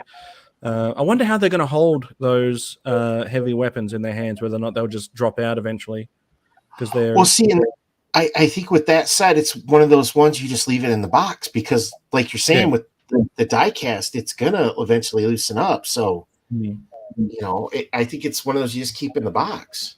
Floor polish ain't gonna fix that damage. There you go. Hans Chow has all the tips and tricks. Yeah, go on, guys. Have Hans, you ever whoever been? it was. Sorry, have you ever been to San Diego Comic Con? No. So I went to. Travis, sorry, Travis went this year, and he's like, "If you want me to pick something up, let me know." And I'm like, "Dude, don't even worry about it. Just get what you want." But he hooked me up with the QR code for Mindbender, so I was able to order that when it was. Thanks to that, I was able to get one too. Yep. I went to a bunch of cons because I went and I usually go on artist alleys and I usually draw like 1 million pictures of furries or whatever. Shut up, don't judge me. Anyway, so basically, you gotta make your money, right? Anyway, Right. So and then usually I do it with one other person, either a guy, girl, whoever is in the country who I know at the time, usually in Canada, and we'll sit down there, we'll draw, and then we take shifts. So you go out and you go look at stuff, and I go out and go. So I got to hear Kevin Smith talk and a bunch of other things. It was a great occasion, and there was one in particular where there was a convention exclusive comic book that was there for about $6. Right, and it was sold with an action figure Baroness, I think it was. It wasn't a fantastic Baroness, but it was and I got it anyway. And I think it was like a standard release Baroness, but it had that really nicely drawn comic book with it. And cool. Artist who drew the comic was also at the convention, and if you bought the figure, it gave you a speed ticket to get to the front of the line, and he signs it for you. Oh, and I thought that was it's an experience you can kind of take home with you. Do you remember the artist? Oh, I follow him on DeviantArt. I don't look, guy. You're a great guy. You're a really good artist. I don't mean this in a negative way, but I don't love everything you draw. But anyway, I can't remember. He's good enough. Some of his stuff is a little sketchy, but the fact that he's getting published and I'm not is, whatever. Right? I try to remember it. I remember he's a super nice dude. He's Canadian, like me. So we're bound to be nice, right? Hang on, I'll go find it. Talk amongst yourselves. I'll find him. Hans, you're like a Swiss Army knife of talent because there's nothing you can't do. You can draw, you can sing, you can act, you got the voice. If we weren't friends, I'd hate you. My wife actually started to call. So I sit down and I watch the old episodes of G.I.Joe with my kids, and then eventually reach Renegades, right?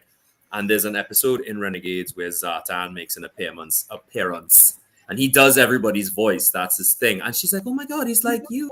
And she started to call me Zartan, and I was kind of like, "We'll call you Chow Tan." Something, right? Dude. That just means you're a dreadnought like me. Let me just put it this way. Hans is also amongst the things you said he is. He's also an inspiration. Thanks, man. You are. Yeah, mate. I'm serious. You do voice acting, don't you? I do voice acting. It's true. There you go. What do you do? Where have you been? What have you done? In this economy, you have to have multiple jobs, right? So I'm an English teacher by day, and I do art by night, and then I also work in a radio station on other nights. So I'll show up and I'll be like, 93.5, the best mix. Welcome to your midnight hour, and you do the whole thing. And then of course you do ads and stuff on top of that, and every now and then you'll do voiceovers. So like, welcome aboard Caribbean Airways. Please listen to the following instructions. And those kinds of things. I mean, there's no big voice network down here, but I'm really trying to do something in the States. I want to fly up to Los Angeles, and maybe you'll hear me inside of some kind of cartoon eventually, and you'll be like, "Oh, I know him. He's not American, but he sounds American." Well, I think most of you're Chinese. You sound like you're from the Caribbean, and you're Canadian. I'm just like, and he does a hell of a job. Yeah, I'm going to start getting Hans into the Slaughterhouse Wrestling Championship to do all the voices. You can even do my voice, and I'll take a hiatus. I can't do Slaughter. I can't do Slaughter at all. That's fine. I've got I got I have a really interesting picture. I don't have it on me, but I was sorting through all my old stuff. My mom and dad, they're cleaning out their house, and they gave me 50 million photographs. And I have a picture of me at about 4 years old, maybe even 3, dressed as Sergeant Slaughter for Halloween. Nice. Oh. And I was so chunky and cute. But anyway, but I'll bring it one day, and you'll see. Yeah. Is it on your Instagram? No friggin' way am I gonna put that up in public. It'll be on Instagram soon. You dress the Sarge all the time. Private message it to me, and I can send it to Zazel through Facebook. Zazel, Yeah. Zazel post that on the page. he doesn't. He's not active on Facebook, so it's good. Nice. Yeah. He won't even know. The artist's name is Jamie Tyndall. Jamie Tyndall. Okay. And I got the Baroness exclusive Vancouver Comic Convention cover with the Baroness. Oh, cool. That's what I got. Okay. He's a really wonderful guy. And he does all his art like me by himself. So he pencils and he inks everything, and then he colors it himself. And he's a really super cool guy, and he's a really hard worker. He does this weird thing I learned in comic books is that sometimes it's not about how good you are, it's about how fast you work and how easy you are to work with. So you find a lot of guys who are like prodigies get left behind, and then schmucks like me get work because it's like anything you want, master. You know? You're a people pleaser. Well, unfortunately, yeah, but to my detriment at times, you know. But luckily, I have a stern wife who will be like, "Don't do that, you fool," and I'm like, "You're right. I shouldn't do that." Well, you do good stuff though. So whether or not it's a detriment, I don't know. I don't have that experience from you, Hans. All I got is the stuff I've seen. Your art is great, and the voices you do are exceptional. So, and that face and that hair, all of it should be in movies. Yeah, I don't think I could do it. I don't think I could do it. That's like one thing I want to stay away from. I'll do the voices, you know, because inevitably when I get like fat and bald, and I always say that when I get to the right age, you know, that no, not like that. I meant like proper old, like when you're 17. Because you know, you guys aren't Asian, you're not gonna know this, but when you're born as an Asian person, there's your father goes and he signs a contract with the Ancient One. And he says that when you reach a certain age, your hair all falls out, a big white beard grows, and you go on top of a mountain. And people will hike to you and ask you for advice, and then you get to answer them in riddles. So they'll say, like, what is the meaning of life? And then you take your long beard and you throw it behind you and you go, what is life but a cup of And then they're left to go ponder that crap, you know? Except Hans will have like a flag behind him. It's just a flag behind me with a pot of tea on it. Hazel, I think we found the manager for the Mountie. He'll speak in riddles. Yeah, I should start bringing managers in. Yeah, it's just extra voices. So it'll be in the credits. It'll be Ryan as the Mountie, Ken as the Hitman, and then Hans Chow as everyone else. Yeah. Yes. So I'm bringing on. I'm actually bringing on Hans. I think I asked. If I didn't ask, I meant to ask to voice Ryu. You did ask, yeah. Oh, good, yeah. I was like, I'm sure I meant to. I have no idea how to voice an Asian character, except to be extraordinarily kind of racist with it. You know? No, well, he doesn't have to sound Asian. He's actually going to be. It's going to be an amalgamation of Ricky the Dragon Steamboat and Ryu the Street Fighter character. So they're a mashup, like Macho Monkey Wrench is a Monkey Wrench mixed with Macho Man, right? So he's going to be like a cross between Ricky the Steamboat, who didn't have an Asian accent. He was American, right? Hawaiian. Yep. Hawaiian. Well, there you go.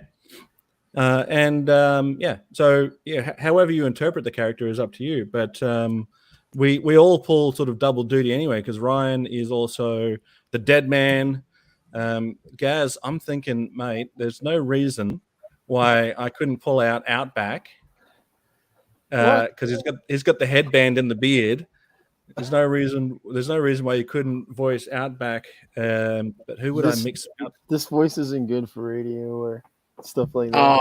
Oh no! You're just gonna get this voice. That's all you're gonna get. Gazz is like a couple of grunts.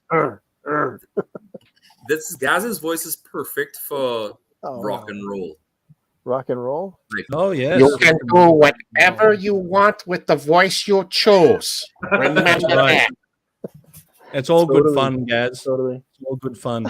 I mean, I started off when I first started doing this. If you watch the first one and then the last one, you'll see that my commentator voice has gone from me trying to do an American accent to me go, no, fuck it. And then just talking my own accent.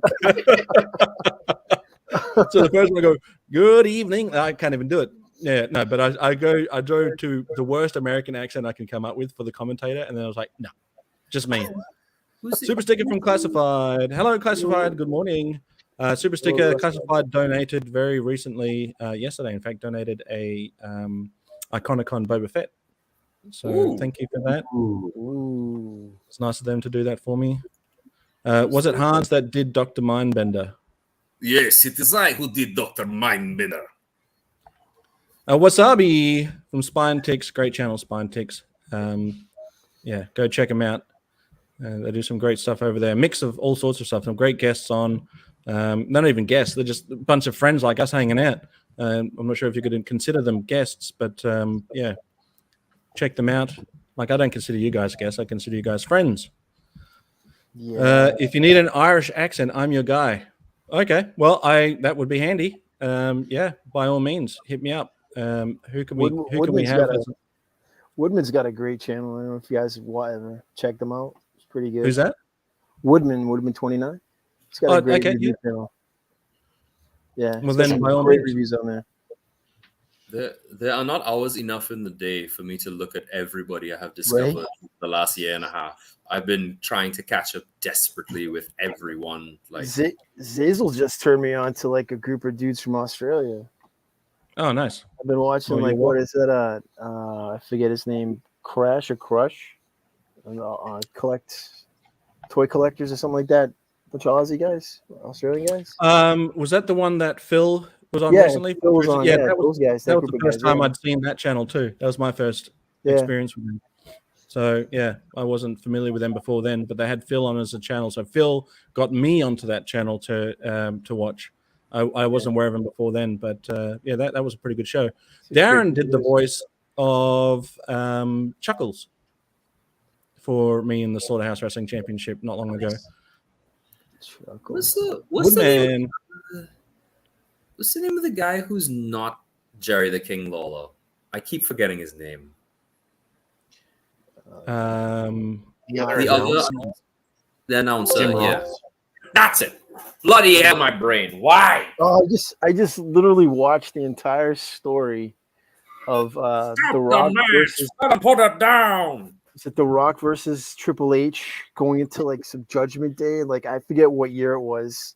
They had it in like different parts on YouTube. Just went one into another. It was all just the story bits. Like no wrestling, just the story bits, the behind the scenes stuff. I was just dying. The Rock is hilarious. I'm just gonna figure out what channel that was that Phil was on. Because yeah, it's good to see a bunch of Aussies getting together. I think it's I joined their channel. Well, I didn't join the channel. I subscribed to their channel. I can tell you. Yeah, it's he was on Ryan the Collector Kids channel. Yeah. But there's a bunch of other. He's got a full size TARDIS in his room. Yeah. Scott Crusher was one of the announcers on there. One of the talkers, one of the panelists. So yeah. I'll definitely go back and check them out again. That was a good show. It's interesting to hear a bunch of Aussies talking because ordinarily I'm the only Aussie, so I don't get to hear my own voice. I listen to a bunch of Canadians and Americans and some British. The Rock was on another level back in the day. Yeah. It's okay. Keep on British people have some crazy accents. They're like 3, 4, 5 of them. You know? Well, it depends on. It can be one town over. Space Commander was telling me that you could go to the next town and it'll be a different accent. Which is the one? Which is the one that sounds like it's been doing nothing but like, purchasing land and drinking tea. Oh, good gracious me! That. Oh, damn! I don't know the dialects, but yeah, we have thumbs on. The tough guy one. Yeah, the tough guy one. But can you sing, Zazel? Can I sing? Sing. Yeah, I can sing. I just can't do it very well. Well, that counts, singing. Oh, good. You should do Land Down Under. I should do it. Like sing it. I might get a copyright strike for they actually that song got taken to court. The band got taken to court for that song. Why? Because they used a sample from Kookaburra Sits Under the Old Gum Tree as their intro. So when you hear it go do do do do do do do. Really? Wow, yeah, they got taken to court for that and have to pay a certain amount. Thank you for the super chat. Great, Dr. Manbender and Baroness. Thanks for that, Jason. I super appreciate it, mate. Yeah, but Hans Chow is an exceptional voice artist. I think you did 99% of the voices on that one. I'm still salty that I got kicked off of Beachhead. Your Beachhead was great. Yeah, you can be Beachhead in my play motion. Oh, thanks, mate. Like I was already 90% done with it, and I was like, "We're gonna recast," and I was like, "What? What?" Let me just say that whole read through was great. Yeah, I was having a ball listening to that. I was having a ball. It was fun. I think if I can wrangle Sarge into doing it, I reckon it would be fun just to do the whole Renegade section where Falcon gets to the slaughterhouse and then they infiltrate Cobra Island. I think that whole scene with description included, so a narration included in it, so like a radio play. I think that would be pretty cool. I would pay money to see that. Well, you'd have to be in it. You'd have to be in it. Money to be in it. You'd have to be in it. We'd all have to be in it. Yeah, but Sarge is going to be in the next Slaughterhouse Wrestling Championship. As guess who's going to play? I hope it's Sarge. It's not. It's not Sarge. What is this? Oh, is he going to be? Is he going to be like the Vince McMahon of the place? Oh, that would be sick. That would be sick. The commissioner. Yeah, that's a good idea. He's coming in as Super Cop. Super Cop. So I already do. Is anyone familiar with Super Cop? Is that the what is it, the one from India? Yeah. The Super Cop and Fun Rescue School. Squad. Yeah. Fun School, So yeah. it's essentially an Indian repaint of Sergeant Slaughter. Oh, that's awesome. As a cop.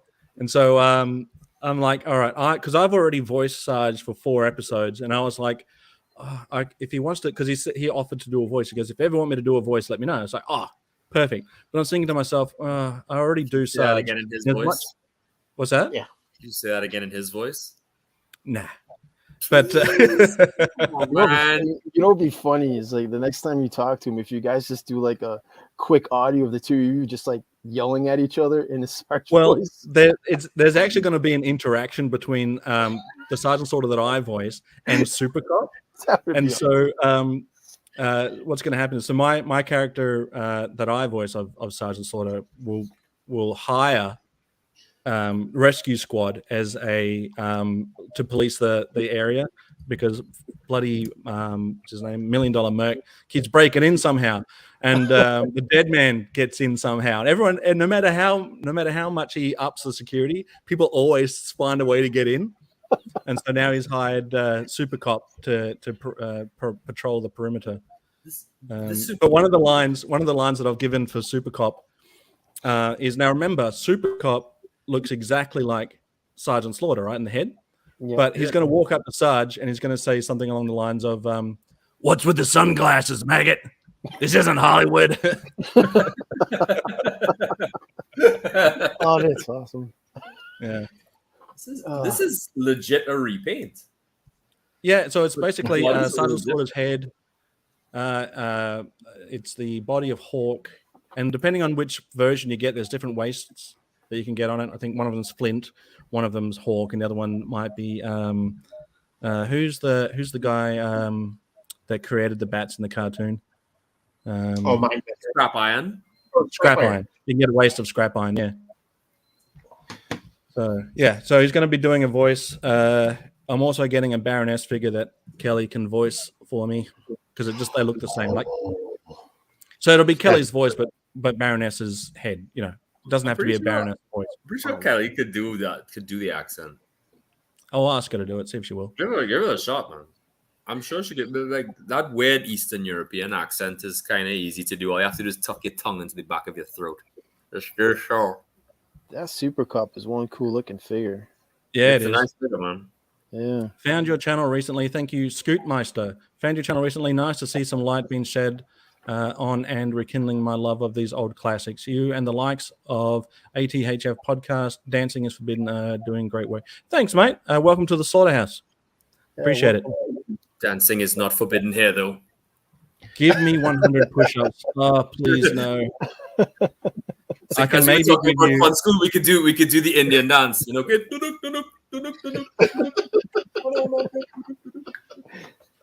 Yeah. No comment.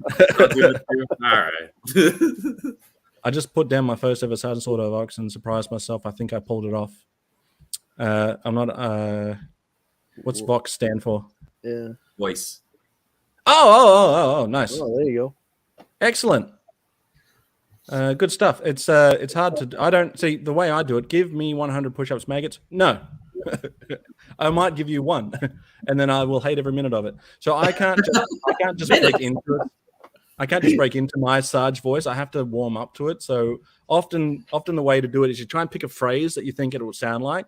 So for me, it'd be I'd start with a 10 hurt, and then like start with that, and then work my way into it, or at ease disease.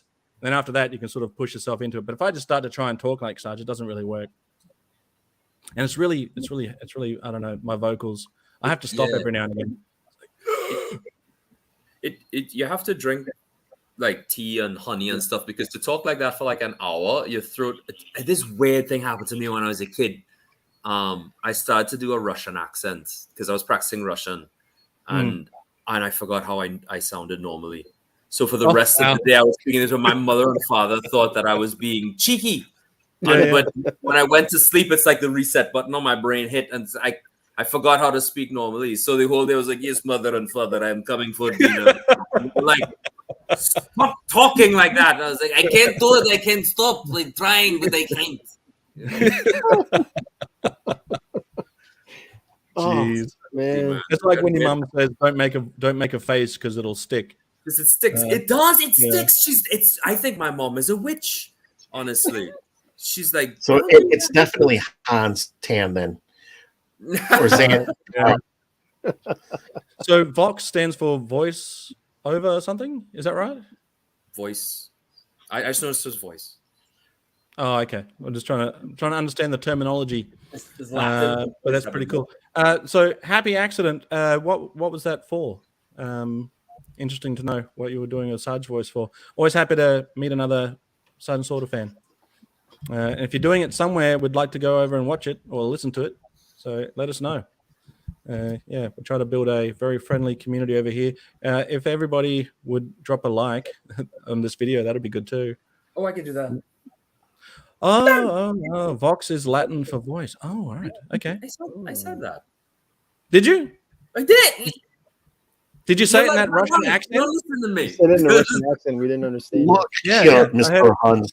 You didn't do a good job of explaining to us why you want for a little bit there. You probably did it in Russian. I thought you said that you know it as voice. No, but Vox is Latin. But if it's Latin, I apologize, Hans. I meant no disrespect, mate. I was training. Here's another secret thing. I was training to be a priest for 2 years. Okay, what haven't you not done? Yeah. You want to hear something funny? So I was training to be a priest, right? So how do you train for that? Okay, well, you go to a monastery and you pray an awful lot. And then you know what happened? I was in Canada, and so we're off and we're praying and stuff like that. And I'm like, I'm going to be a good priest. I'm going to help people, all sort of stuff. And then we went into town, right? It was summer in Canada, and I saw so many women in short pants. I was like, I can't do it. And I swear that month I left. And the priests were all laughing, and my superior, he was like, so why are you leaving? I was like, well, I saw these ladies, and I can't do it. I want to have kids. And he was like, he laughed it off and said, well, at least you discovered it now and not 15 years down the road. And, Yeah, I used to do pretty good. I was Is married Woodman 2 heading years off? later. Is he? I didn't see the. Oh, here it is. Yeah.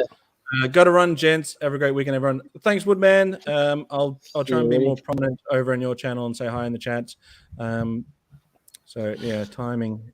I'm checking out all these new channels. So everyone go check out Woodman29 as well.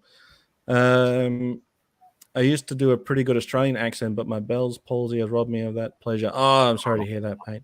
Sorry to hear that. So where are you doing voiceover work? We'd love to check it out. Various. Okay, yeah, cool. Later, buddy. Yeah, always happy to. Here we are. Voiceover in the videos that I post on my YouTube channel and Instagram. Feel free to check them out. There's lots to see in here. All right. Happy accident. We'll definitely go and check you out. Sounds like a lot of fun. Welcome to the Slaughterhouse. I'll see if I can. I'll find it and put the link here. Happy accident. Oh, well, that's like what I call my kids. Without the happy.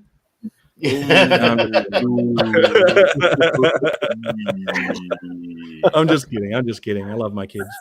Zing. I gotta find it. I'll find it and I'm looking under. Am I spelling it right? AXXI.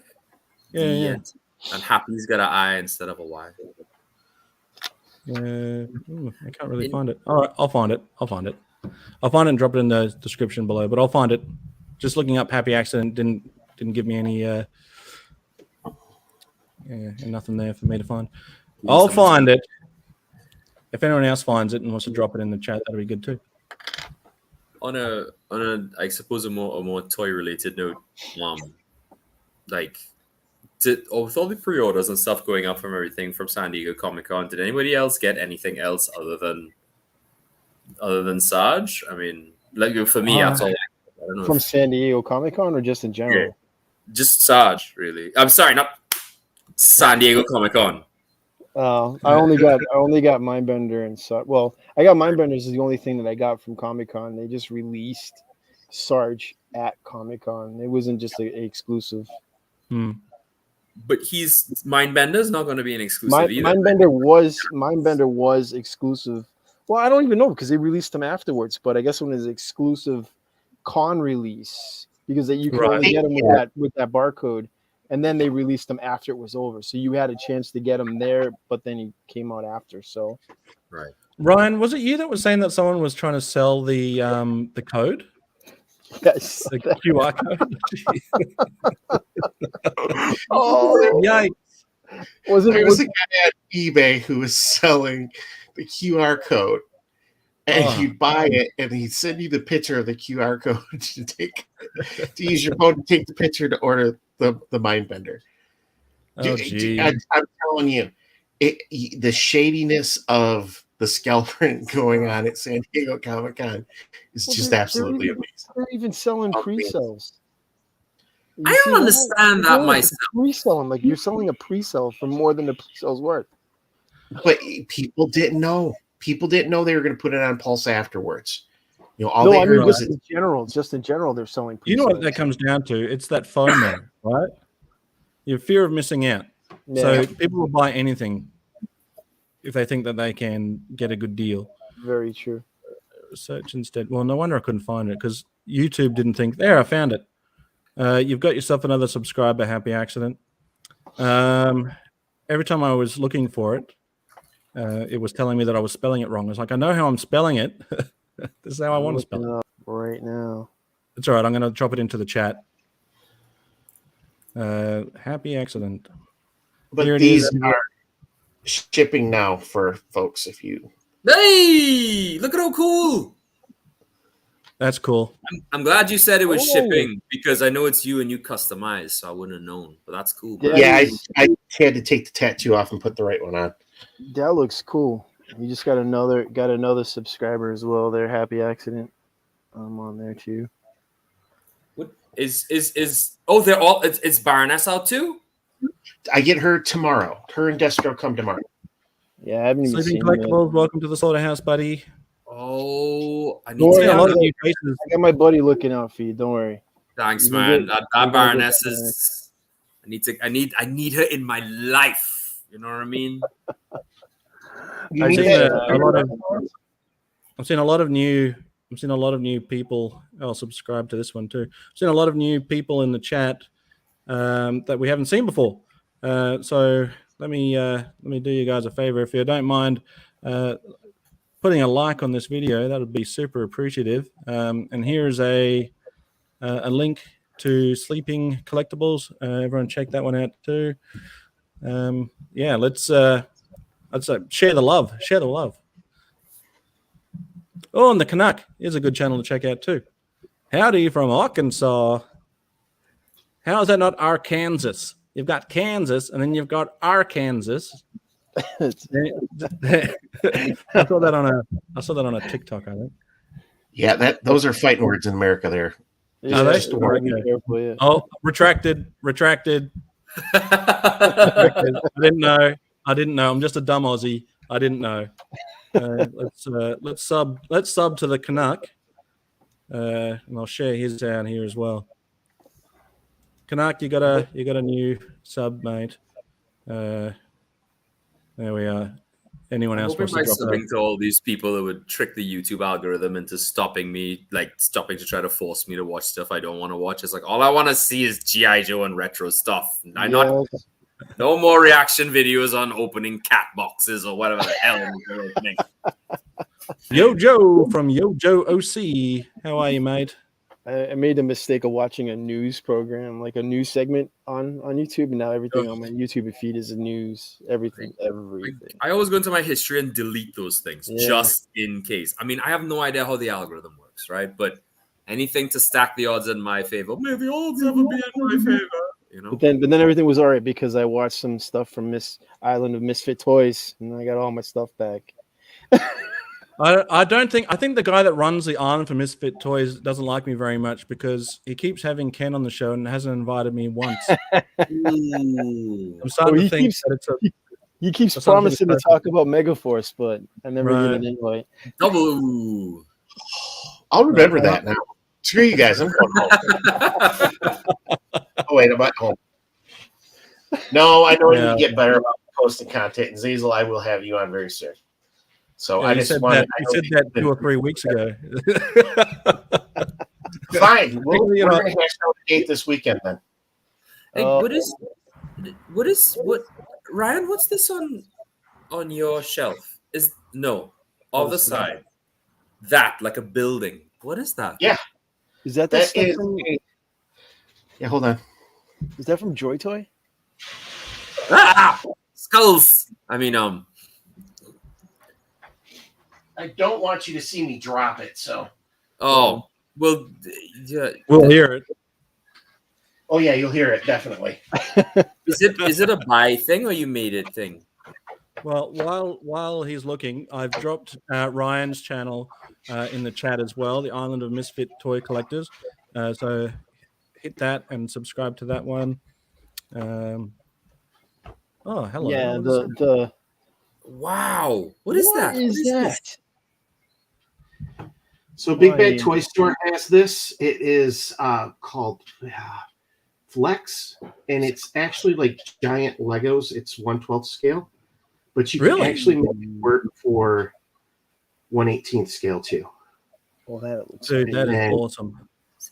The claw glider I got from Marketing Design. Ryan's the kid with all the cool toys, right? He's the friend you like the house you go over and you're like, man, you have all the. That was not a stealthy removal of that claw. Yeah.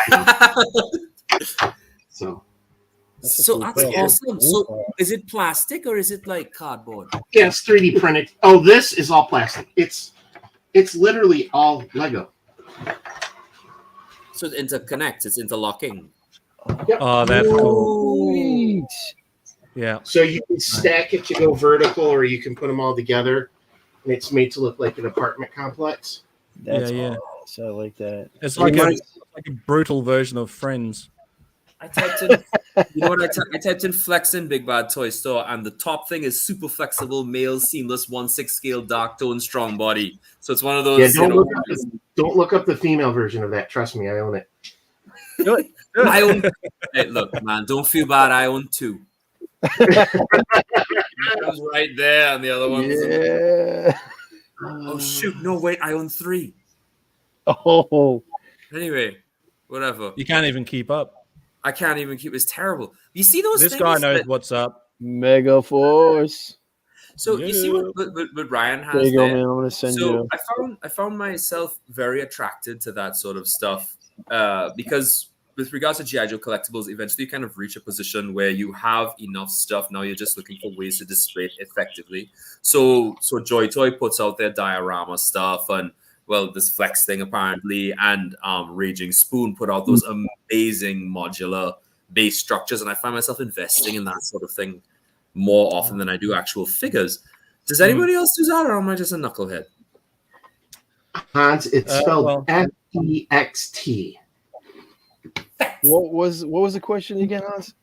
Do you buy a lot of diorama stuff, or you're strictly sticking to figures and all that sort of I don't thing? buy any diorama stuff. I don't have the space. But do you But make I would it love into to. I would love cardboard to. or anything, you know? The shop that my vintage toy shop that I shop at every couple of weeks, he has a bunch of stuff that's cardboard stuff that builds you it? can put in display area. So it's got like a cool background, like you got like a tech background or like a mad scientist background. Like he himself, the guy that runs the shop, he himself, he can't wait for Mindbender to come out because he's got some mad scientist shit ready to go down. He bought like a Universal Monsters figure, the thing. Is it called the Thing? I forget. The water monster. It's the Thing, right? Thing from the Black Lagoon. The creature from the Black The Lagoon. creature, I'm sorry, yeah, because it has this like cut off hand that's like a bone. It's like a skeleton hand. Right. It's in a jar. He's gonna make some sick stuff, but he was telling me all about it, and the backgrounds look great. They look great.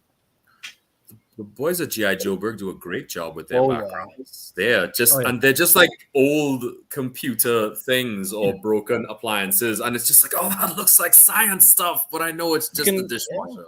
You can get a lot of value from just even a good piece of styrofoam. Right, yeah, because I was gonna say in their latest video, the international backyard video, some of those like I want to say sets, but some of those dioramas they had set up there like this, made out of styrofoam, made out of bricks. I mean, that's some cool stuff. Cool stuff. Speaking of the backyard adventures, good job with your videos, Hazel. I really liked Sergeant Slaughter at the end going and taking out M. Bison, the Colonel.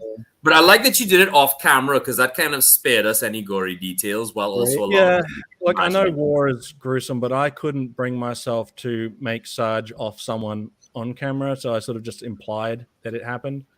Like I like war movies, I like action movies, I like all of that stuff. That's fine, but I didn't feel like it was an appropriate moment for Sarge to as far as I'm concerned, what happens behind is he gives him a lethal Cobra clutch, but I didn't want to visually show that, so I made it fade to black.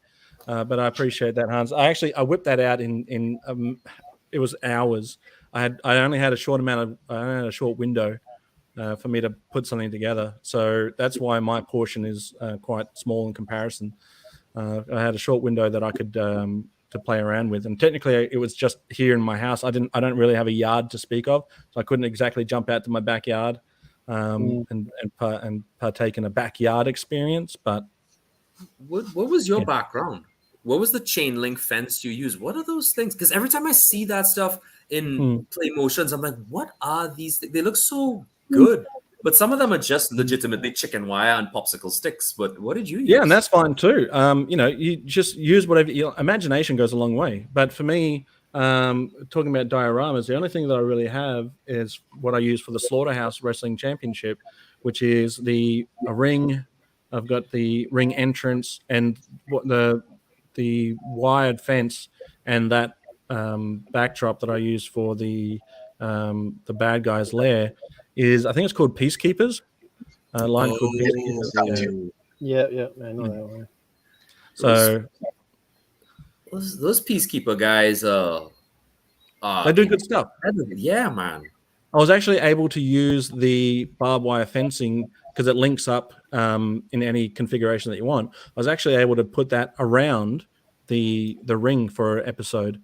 So it was like a cage ring match. Yeah. And it fit perfectly around it. Like it was made for it to fit just right around that ring. But yeah, I highly recommend it. That was also another donation given to me by Classified. Classified is a very, very good friend of the channel. Thank you, Classified. I hope you know you're appreciated.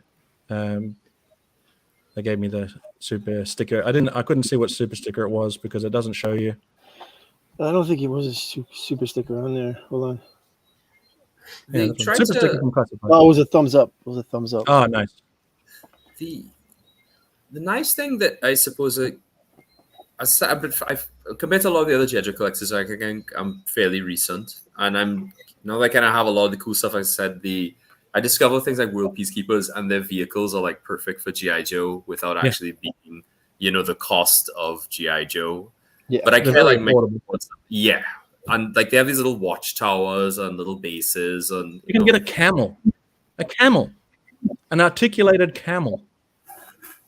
I was watching one channel. They brought up like he has I think it's My Side of Laundry Room. He has a segment where it's like coolest rides or something like that, right? Where he counts down like 5 cool rides that he would like that would be for G.I. Joe's. And this recent video, he had one a horseback, like an Arabian horse. And I was thinking to myself, I wonder why they never came out with like a Joe on horseback. That would be cool, right? The Corps had horses. Peacekeeper have horses. Indiana Jones had horses, but Wild Bill with a horse would be cool. Yeah, but I mean, like Spirit. Yeah, Spirit on a horse. Exactly Wild, right. Wild Bill in his version 2, where he's in that kind of Union uniform on a horse. But I mean, like that would have been cool, right? I think so. So Happy Accident says, I've been getting more elements for dios as well as pre-made dios, but only to supplement my toy photography and videos. I look forward to doing a deep dive into some of this and checking out some of your toy photography. I'm only as good as the equipment I use, so I record everything on my phone. So it's just I don't have a camera other than what I'm doing right now, obviously, but yeah, I don't have a really good camera or anything like that, so I don't really do photography as much as I probably would like to. Because my camera, yeah. Okay, Zaza, can I share a picture? Yeah, mate. Let's see if I can do I hope it's inappropriate. Yeah, it is. Yes. Definitely. All right, here we go. Oh, look at that. This is a dial that I built. That's cool. Ryan's got some really sick ones. Actually, I think Ryan, I found you on Facebook first because of these sort of dios that you were doing. Yeah, and you have the one with the Baroness, right? Destro on the couch. Yeah, Right. oh, yeah. I don't think that's not appropriate. Have you seen the new one? Yeah, that's No, what with Scarlet. The Scarlet, yeah. I saw it. So cool. yeah, it's just fun to build these little dials. What Cobra Commander is that? Is that That's my. I customized? customized them. It looks pretty. So I cool. took off the cape, colored in some of the stuff. I added it's automotive wrap to actually give him the chrome effect on the cool. on his visor. Yeah, that is cool. And what recipe is that for Dr. Venom? So this is the base body is Professor Xavier from the MCU X-Men movie 2-pack with Magneto. That's the Magneto head. The coat is from Mr. Fantastic, the stretchy guy? Yeah. Fantastic. The arms are from that too. I just had to crack the torso. I needed to have a Dr. Venom. So this is my Dr. Venom for Cobra. So that's Michael Fassbender as Dr. Venom. Yep. Cool. He'd make a good. It's not the best Michael representation Fassbender can do anything he of wants. Fassbender, but it is a very good Dr. Venom. Yeah, very good. Sure. Love those bats. How cool are those bats, man? Man, those bats are cool. Sorry. This is one of my favorites. Oh yeah. Yes. That is so cool. Soon we'll be able to get our very own 1/12 scale Bill Burr in the Star Wars vintage figures. Oh, that's right. You get what's his name? Mayfeld. Yeah. I would get that well, just to get Bill Burr as on my shelf, and every time I'm Yeah. about to do something, I'll look at him. It's like, "What do you think, Bill?" And he'll say something snide and cuss me. I'll be like, "You're right. I probably shouldn't do that." Whatever it is out of my, cast. So where did you, Ryan? Where was that that freezing chamber from? Was that a Captain America one or something? No, that is from Halo. Oh, right. And I think they're called the Spartans. I picked it up at a flea market for I swear it was like $3 or $4. And I've I had hate it not forever. living in America sometimes. Well, look, I don't know, man, but it looks pretty cool. I was really into Halo, particularly Xbox days. I got Xbox for life, but I actually play PlayStation more than Xbox these days. But yeah, I don't know why I didn't pick it as Halo, because that's a really cool Dio piece. When I was bringing in Blanca, I used his little plastic freezing chamber that he came with. And I was like, man, I wish I had something cool. And just looking at yours, I was like, oh, man, that looks so good. Freezing chamber. Cool. I get it. Yeah. Actually, when I first introduced Blanca in the back end of the Macho Monkey Wrench fight, I actually had him in my freezer. I took everything out of the freezer and just had that little bit in the back of the freezer so I could have that misty effect. Oh, smart. I got in trouble for pulling everything out of the freezer, though. You want the freezer. Yeah, it's just food. I used to Halo freeze 2 is my good. Joes in when I was a kid. I used to put get one of those smaller Tupperware bowls and then put some water in there, just freeze them so they'll look like Han and carbonite. Yes. Yeah, I think my Han spent more time in the freezer than he did out for that reason alone. My Cobra Commander was dastardly. Do you have I don't know what they're called, but you would water in them and you put like a couple drops of like some kind of oil and it lets out smoke. Oh, I'm stupid. I remember. like a diffuser? Provide a happy accident real quick. He's gonna. He just says, "Hey guys, have to jam. Thank you for support. We'll follow all of you on YouTube and Instagram. I look forward to future chats. Same here, buddy. I'll check out your channel later on. Thanks for stopping by. Thanks, buddy. Super chat from Davey. Thank you very much. Good bloke. The freezing chamber from Movie Blanca was meant for the cancelled Battle Ranger Mindbender. I did not know that. But that's the freezing chamber I used. I also have the freezing chamber from, or the ice block thingy from, what was that one that came out that was like Captain America, but it was G.I. Joe? Oh, was that? Savage. Yeah, his ice block thing. It's just a piece of plastic, basically. But thanks for the super chat, Dave E. Legend. See you happy. But yeah, I did not know that the freezing chamber was meant for a cancelled Mindbender. I did not know that. But it's actually it's not bad. I think it's for what it is. I think it's pretty cool. It's got like a sticker on it that sort of acts as an interface. But I thought it was too cool not to use. Right, too cool not to use. Hans, that was for you. Yeah, Dad jokes. I'll have to bring. That's nice. Yeah, that's right. But I think that was an appropriate accessory to come with Blanca. It's just a shame that Blanca had no knee joints. Such a weird figure. It's just permanently bent at the knees. Yeah, that particular one has no knee joints, and there's no reason why it shouldn't have it. I don't get it. I had the G.I. Joe Street Fighter Blanca, but those had knee joints. Why didn't they just? I don't know.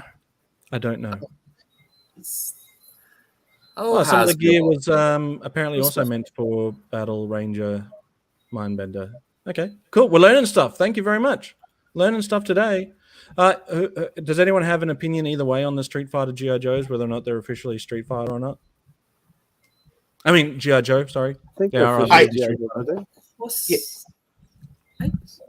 They are. Why not? The more the merrier. Yeah. Look, man, if Cesspool can do his whole thing and, then G.I. Joe and Street Fighter, bring it on. Yeah. Have you guys read the Street Fighter G.I. Joe comic recently? The one that from recent, like within the last 2 years? Because that's recent. I saw the ones where they had the action figures on the cover. Yes. Yeah. Did you read the book? No. It's I just saw the cover. So 2 things. First thing, it's a lot of fun. and I found it free to read online. I'll send you a link. Anyway, and the other thing is JLS Comics did a really good rundown of their M. Bison video in G.I. Joe. So you could actually get the full rundown of the comic there. And it's one of those weird things. So recently, so there are two things that I swear by, three things. The first thing is that G.I. Joe, if you're not doing canon stuff, should be fun. That makes it interesting. The second thing is that G.I. Joe and Danger Girl should be in the same universe. I was just going to say that. Crossover, right? And it was one of the most well-drawn, fun, written books that I've seen in a while. It was silly enough to kind of remind me of a Saturday morning G.I. Joe cartoon, while also being very entertaining. Right. And I like that. And then Street Fighter versus G.I. Joe, they managed to capture the same level of ridiculousness. So you read the comic while also kind of doing this thing. Yeah. And and that kind of gives me the jollies, right? And I think, it's nice to feel that when you read something. When you start, you're like, and when you end, you're like, oh, that was fun. I'm glad I picked this up for $6.99. Well, I have one to add to that. I mean, G.I. Joe crossover with the $6 Million Man. That was good. See, I did not know that happened. Right? Yeah. The one thing I OG, don't get the OG G.I. Joe or recent G.I. Joe? I think recent. it's recent. Well, I think it's recent G.I. Joe. Yeah. But I really doesn't matter because Okay. I think it's IDW G.I. Joe, I believe, because I think they had $6 Million Man at the time too. And it's just great. Just seeing Colonel Steve Austin, who should be a Joe anyway. Snake Eyes did not learn to do the Hadouken, but Jinx did. And she was actually being taught some of Ryu's moves by Ryu. So it was nice to see Jinx kind of learning how to fight under Ryu.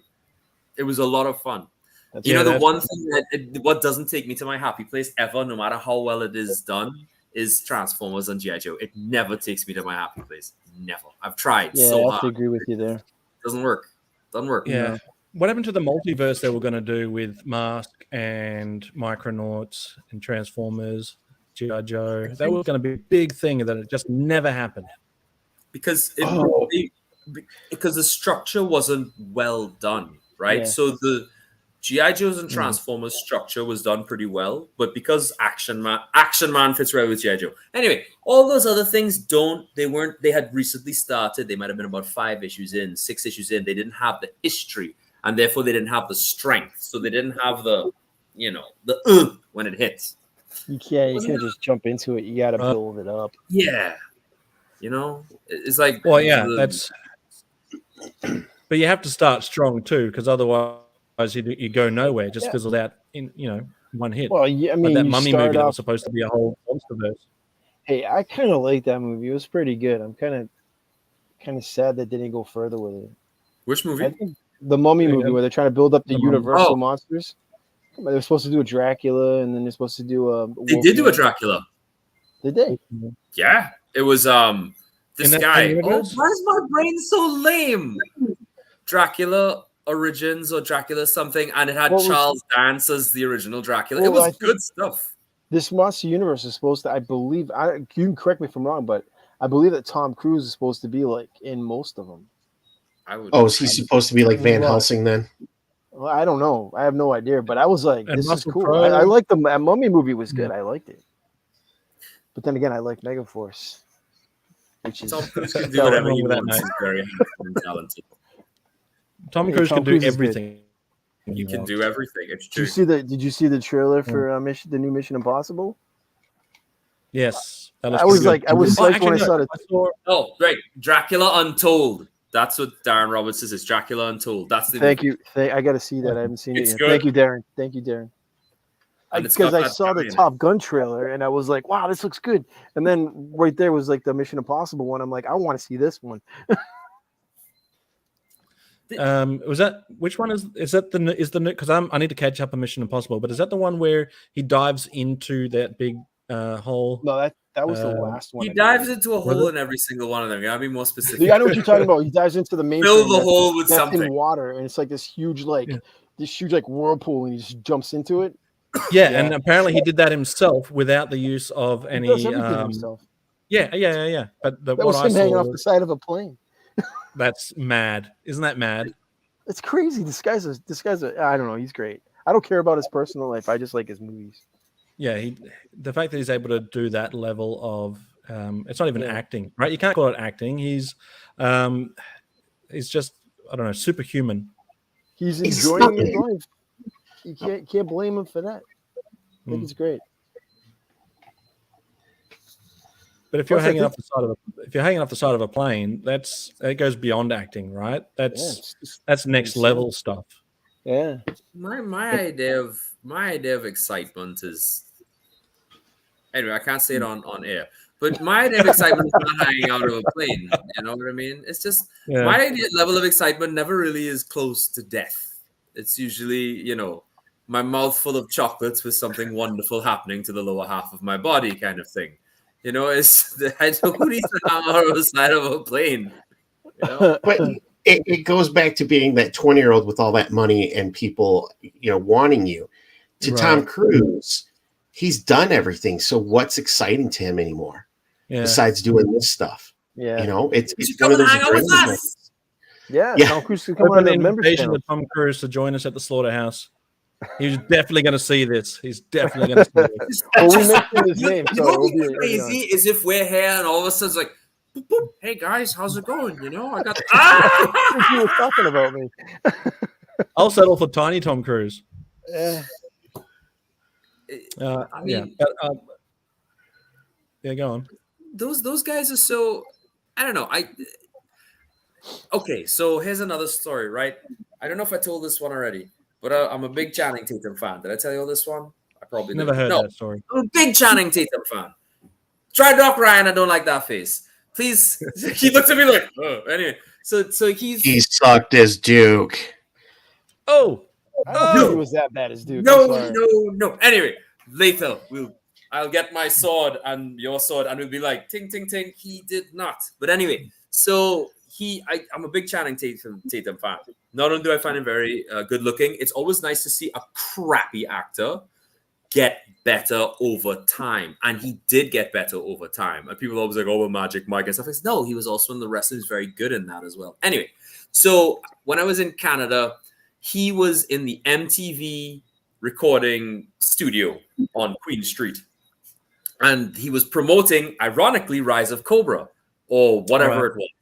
So around him, of course, are all these girls on the outside. They're freezing to death because it's cold as hell. They're all in their thing. They're like, Channing, I want your body.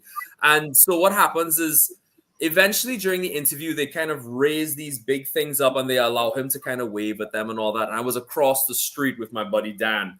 And I saw him. I was like, yo, that's Channing Tatum. And he's like, so? I was like, no, I like Channing Tatum, man. He's like, all right, well, whatever. And so they raised the thing, and I shouted as loud as I could because all those girls, they have very voices, but I have a voice. So I was like, yo, Channing, I love you, man. Loud. And he actually jerked and looked at me and kind of gave me a point. Nice. I almost walked into an oncoming rail car because I was so hit by that, right? So that's basically Channing Tatum almost got me killed. That's my story. Channing Tatum should have played Bazooka because that would be the limit of his acting range. Oh, come on. I liked him in 21 Jump Street. I liked in that series. I liked him in that. I liked him in his cameo when he did was it This Is the End? Is that the This Is the End? He was a gift. Hilarious in that. I'm trying to think what else he was in that. Did you see Magic Mike? No, I've seen Step Up. Not by choice. Yeah, that's what I mean. It's like I wasn't really cool on that. I didn't think it was a bad Duke necessarily, but it's not really. I don't know. I mean, I just don't think the movie gave him much to work with, honestly. But I don't think he's. And then they ceremoniously kill him off. Oh, look who decided to come back!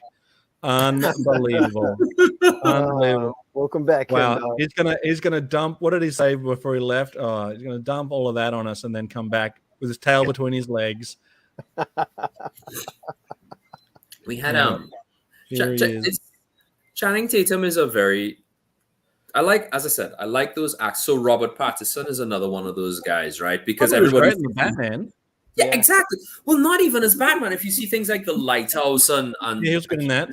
he was good. He's actually a talented actor that has been cursed, right? So Leonardo DiCaprio, he's the same thing. He was in Titanic, and of course, all of us saw Titanic, whether we liked it or not. And we're all like, and then we saw Romeo and Juliet, and then he got typecast into this role where he's like this handsome blonde guy who's just like, touch me on my body or whatever it is. And then later on, they go on to do all these different movies, and they mature and they get better. And now the girls have long gone; they're no longer there, and we're like, yo, Leonardo DiCaprio's in that movie, I'm gonna see it, Right. Well, and I think too, it's like with Ryan Reynolds. He is better in a movie where he plays a smartass, where his natural comedic timing can come out. That's the same thing with Tatum. The Duke character was never right for him because that needs to be a serious character. Period. He was more of a Falcon. He's more of a... Yeah. And I'm not knocking him being Bazooka, but that goofy kind of, he would have been perfect as a Bazooka. And, Marlon Wayans would have been better as Alpine than he would have been as Ripcord. So, because Alpine was a smart ass. Alpine was ridiculous. Brendan makes a good point here, saying that they need to set it as a period piece in the 80s. I agree 100%. You can't go wrong. With that. I mean, it's not like we wouldn't watch it. We say things like Predator is a great Predator is a great G.I. Joe movie because of that. G.I. Joe movie. But the Joes die. Well, and Gazz is going to laugh, but Megaforce is the 80s G.I. Joe movie. Thank you, Ryan. Thank you. It honestly is. Yeah. I'm telling you, Megaforce. Give me a research. You have, soldiers that come from all over the world. They have all of this top secret equipment. They have that kind of Playboy type leader. Yeah. And if you watch it, it's like, oh, this is G.I. Joe from the 80s. It is. Yeah. I think I was watching, if you ever go back and you watch the old G.I. Joe cartoons, so this is legitimately this week I sat down and I watched the episode where Mainframe and Zarana kind of form this little relationship. And in that episode, Mainframe is talking to Zarana candidly and is like, yeah, so after Vietnam, I sort of knocked around. They could never say Vietnam in a children's cartoon nowadays. And also, he comes on to her in like the first few minutes of meeting her.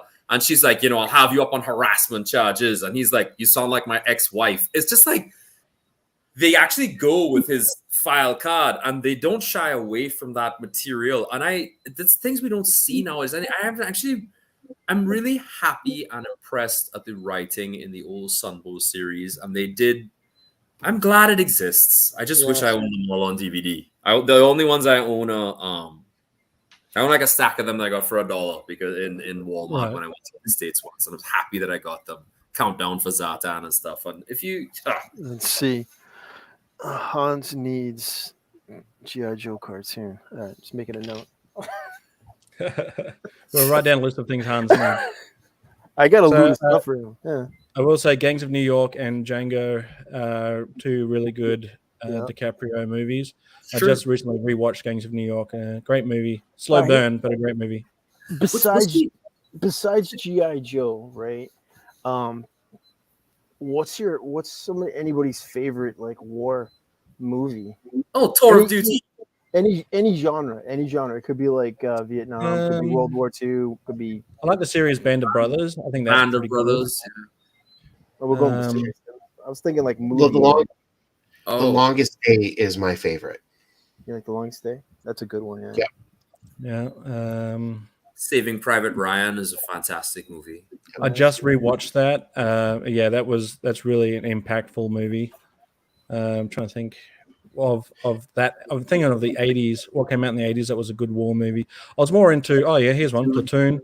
That's good. It's a good one. Yeah. That is a good movie. Devil's Brigade. What was the one with Sean Connery and like a million great actors in it? Oh, The Longest Day. Was it? Yeah. It was The Longest Day. Oh, okay. Yeah, that was a great movie as well. If you really want to go way back, if you look at Shores of Iwo Jima with John Wayne, it was in black and white. Yes. Wonderful movie. Tora was a good one. Tora was a good one too. A bridge I too far. absolutely love Where Eagles Dare. Bridge Too Far, Hogan's Oh, I'm a big John Wayne fan, so Green Beret. Mostly his Beret, yeah. Green Beret is a great one too. Yep, that is true. The Dirty Dozen. What was it? Bridge Too Far. Full Metal Jacket. Full Metal Jacket. Yeah. I don't actually like Full Metal Jacket. Hits too close to home, man. I can't watch it. It was a hard movie to watch. Yeah, it's hard to watch, dude. Then, oh gosh, what's this one that came out recently with Spider-Man with Andrew Garfield in it? Oh, that was a great movie. Oh shoot! Geez. I just watched that recently too. I saw another one. While we're trying to think of that one, is that the one that Mel Gibson was in? No, Hacksaw Ridge. Hacksaw Ridge. Hacksaw Ridge. That was a great movie, but what was the one that came out in recently where it was basically like one continuous shot? One shot. I didn't see that. Is that Dunkirk? Is it Dunkirk? If it is, I haven't seen that yet. I think that's a good movie. Dunkirk is pretty good too. I don't think it's Dunkirk. I think it's if it is that, then fine. For some reason, I can't. Are you thinking of? Is it Invincible? No, I think is it the one 1917. Is that what it is? Yes. That's it, Yeah. That was a great movie. Almost one continuous shot. They do cheat here and there when depending on where the camera pans past. They can do a quick cut. Okay, so all Americans should watch Danger Close. Shows the Aussies' perspective of the Vietnam War. Cool. Nice. I'll check it out. I haven't seen it. I'll check it out. I just recently watched that movie with Christopher Walken. I think it's called The Dogs of War. That's a good one too. That's a great movie. We Were Soldiers was good too. Rambo. Oh yes, Rambo. I didn't want to say it, but yeah, Rambo. Well, I mean, Rambo, First Blood. The first one I could watch over and over again. First Blood, I love First Blood. The other ones are a guilty pleasure because it's just boom and it's flashing lights. It's like yay.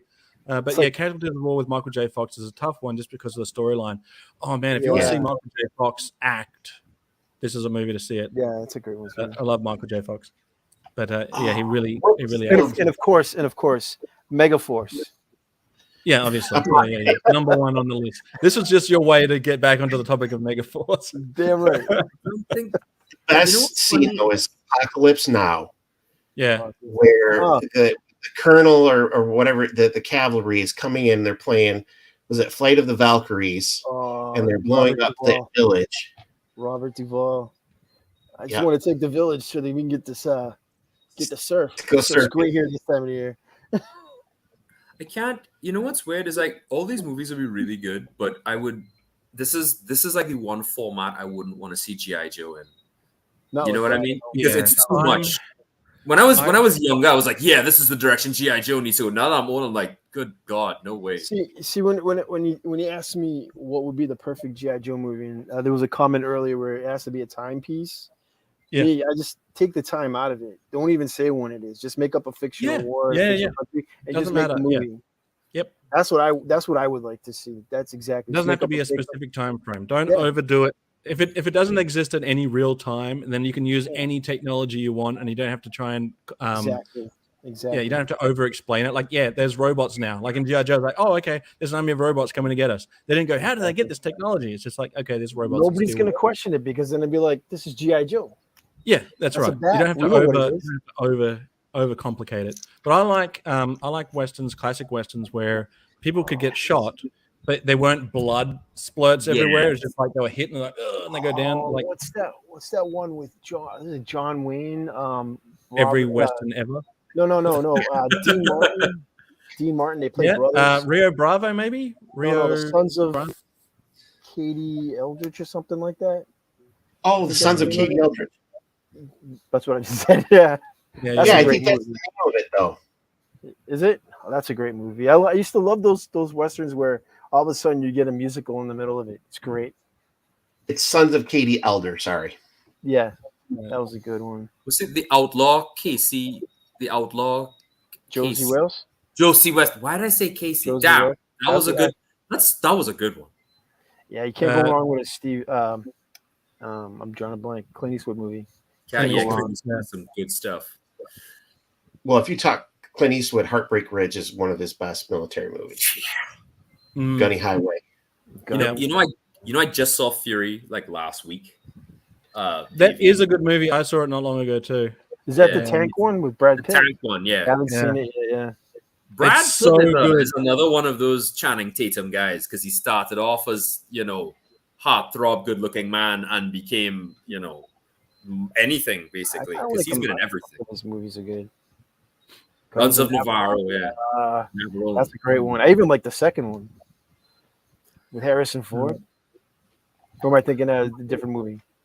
I don't know. Maybe. Guns of Navarone. That's the one where they sneak into occupied Greece and they have those two massive cannons in the cliff.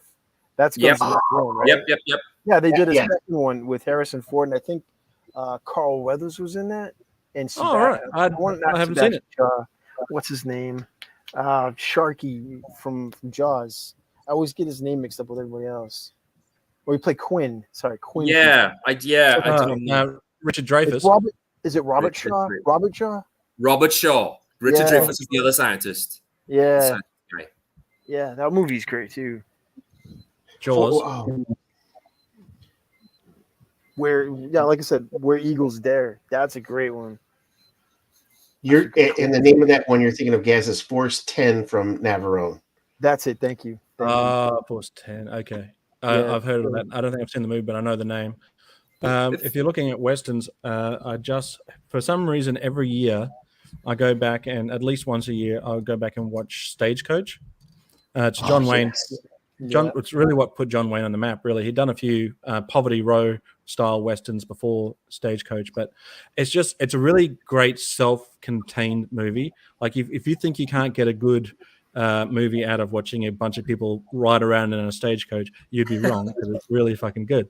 Kind of like, oh yes, at last we've made it, guys. We've made it. Yeah, we've made it. I was just about to get that. Wait, don't block them yet. I want to save this. Are you ready? I'm gonna block it right now. See, we talked all that about Ken, and look what he does to us. As soon as I said Channing Tatum, it started. We're famous now. Yeah. That's right. But if we're watching Westerns, check out Stagecoach because I think it's quite good. Channing Tatum, if we're talking about Westerns, Hateful Eight, right? Is that the one? Yeah. The Hateful Eight was good. As we talk about Westerns, what do you think of Young Guns? Love Young Guns. Yes, Young Guns and Young Guns 2. Such a fun movie. I love them. So the Young Guns, the Train Robbers is a great John Wayne movie. Yeah. Butch Cassidy and the Sundance Kid. Robert Redford and son of a gun, Bullet. Paul Newman. Yeah. Magnificent Seven. None of my friends down here know any of this stuff. So to talk to you guys and hey, you all say this stuff and I know everything you're talking about is very interesting. My brother the other day, 2 days ago, and he's just like, why don't you grow up? And I was like, why don't you get a job? But anyway, and it's one of those weird moments where it's like, can I not like these things? And it's interesting that we found people, and I keep saying this, and it's not because it's still fascinating to me that so many people could know so many of these things and be interested in them. And you're on the other side of the world, and you guys are also. So Young Guns. I like Westerns of all shapes and sizes, but Young Guns for me is it's like the Western that my kids also enjoy, so we can enjoy it together. Yeah. And so they will even every so often now they'll send me quotes like "You who will make you famous," or "Did you see the size of that chicken?" Just randomly, just send me quotes like that. So shout out to the kids. But I think another good Western, if you haven't seen it, is Silverado. Oh, that's a great one. Love Tombstone, that I rewatched recently. Tombstone's a great movie. The Maverick. Wyatt Earp is a Maverick with Mel Gibson. Yeah. Gaz, I loved Wyatt Earp, but Tombstone. Yes, I agree.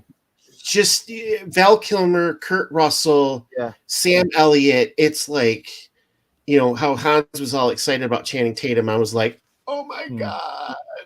Sam Elliott, anything he did is awesome. I'm your Huckleberry. Oh, Like when he spins the cup on his finger. Yeah. That's so I mean, yeah. Tombstone is. I just read the comment there. Which one? This is This the one. In Spanish as a kid back in the Caribbean. That's me too. I saw it in the Caribbean, not the Spanish. What I'm saying, like with Tombstone is great, but I like the way that Kevin Costner plays the character. It's just good. I think It's just Silverado really was long. Kevin Costner's first movie, if I'm not Yeah, mistaken. Yeah. that right? Yeah, that was a good. But one. yeah, so I like both those movies independently of each other. I think they tell the same story, but vastly different enough that they stand out on their own. And it sort of came at a time where people were making similar movies at the same time, like Deep Impact and Armageddon, and we had Tombstone and White Earp. And the beauty of it is that you don't have to choose; you get them both. I'm probably gonna get a couple of boos for this, but The Legend of the Lone Ranger. I loved that movie as a kid. With Army Hammer? No. The one that came out like in 80, 81. Oh, That's I fine. love that movie. That's fine. I thought you were going to say the one from 2005, and I'll be like, well, I don't know if we can be friends. I mean, I didn't hate enjoy that it. one. I thought It it was wasn't okay. hateable, but it wasn't. You don't. Not- If you have a legacy, you know what I mean. You don't. The next thing needs to at least be as good as, and I don't think. I don't think. Just Dave E, just so you know, Deadwood, they did actually bring out a movie. So if you want to see how Deadwood ends, check out the Deadwood movie. Oh wait, That was a there you great go. series too. Gotta check out this dating website. the Magnificent Seven. Is that it? Which one? Magnificent Seven. The Yeah, Magnificent great movie. Seven? That was a great movie. They had a few of them. The see you, Jason. Good luck in your dating. Jason, good. Bye, Yeah, Jason. man. They brought out a few Magnificent Sevens. They write The original is still my favorite. The original They one. brought out a new one, but it was okay. That's good. What do folks in Australia think of Quigley Down Under? So you know what's weird is that as far as Quigley Down Under is concerned, I thought it was a great movie, but I thought Quigley Down Under was a sequel to another Quigley movie, because we would often and correct is Quigley a series of movies or is it just this one? No, because I knew there were a couple different Quigley movies, and I know it was based off of Is there? Yeah, because I've only ever seen Quigley Down Under. Someone look it up for me, because you know how you got Rescuers and you got Rescuers Down Under. I was thinking that Quigley was like a series of movies, and we only could ever get Quigley Down Under. It's like okay, well, where's the rest of the series? But I thought it was good. I thought it was a good movie. I've got to revisit it soon. But yeah, what did you all think of Dead Man's Gun? I'm not sure I've seen that one. Who's in that? It's a series that came out a long time ago on Showtime. It was about 12 episodes long. It was about a gun that went from person to person. It was like an anthology of these 12 different episodes of people who have basically had these problems, and this gun came into their life, and they committed these terrible atrocities using the weapon. And it's based in the some of the stories are pretty good, but some of them are quite crap. But I was just wondering, if I've never seen it, but it sounds like a cool idea. It's dope. It's a really nice idea. The two of them were kind of crap, but the other 10 were really good. Okay, I'll check it out. It's just worth it, I think. So I guess if I was gonna say which ones were my favorite westerns, if I could only keep, let's say I could only keep 3 westerns, right? I'd take Stagecoach. Because it's just a great movie. John Wayne's got so many great westerns, but if I've got to pick one, it's going to be that one. It's going to be a tough choice between Young Guns 1 and Young Guns 2, but I'll take Young Guns 1, unfortunately. 2's got a great soundtrack, but I'll take Young Guns 1. And the third one would be Once Upon a Time in the West. What a great movie. The way it starts, you just hear the sounds of the windmill just slowly going around, the creak of it all, the slow burn, the harmonica. Oh, great stuff. Henry Fonda playing a bad guy for the first time. Yes. Possibly the last time. I can't recall. Great movie. If I was going to pick those, that would be my 3 to keep. Tough choice, though. Tough choice. I would choose Shane. Yeah, Shane's a great movie. Young Guns 1 and The Outlaw Josie Wales. Those 3. Yeah. I don't know. The Good, Shane the is Bad, one of those. Tombstone. Yeah. Tombstone's and good. the original Magnificent Seven. The original one, yeah. What about Westworld? If I'm stuck on the island, I need more of a pick-me-up, so I chose, you know, Yeah. some more light-hearted films. You know? Fair enough. Outlaw Josie Wales is not I guess I go with High Plains Drifter. Oh, great movie. Yeah. The Legend of the Lone Ranger. Yes. I have to go with that. I love Lone Ranger. Sorry, not the Army Hammer one. The other one. Gotcha. And I don't know what the third one. Probably go with what was that one that Steve McQueen made of the last cowboy? What was the name of that one? Hold on, let me look it up. Not Rhinestone. No. No, not Rhinestone. That was Sylvester Stallone, sir. Hold on, let me just look up Steve McQueen. With Tom Cruise in Japan, where he sides with the samurais, right? No, I said That's the Last Samurai. Steve McQueen. I know. I just been stupid.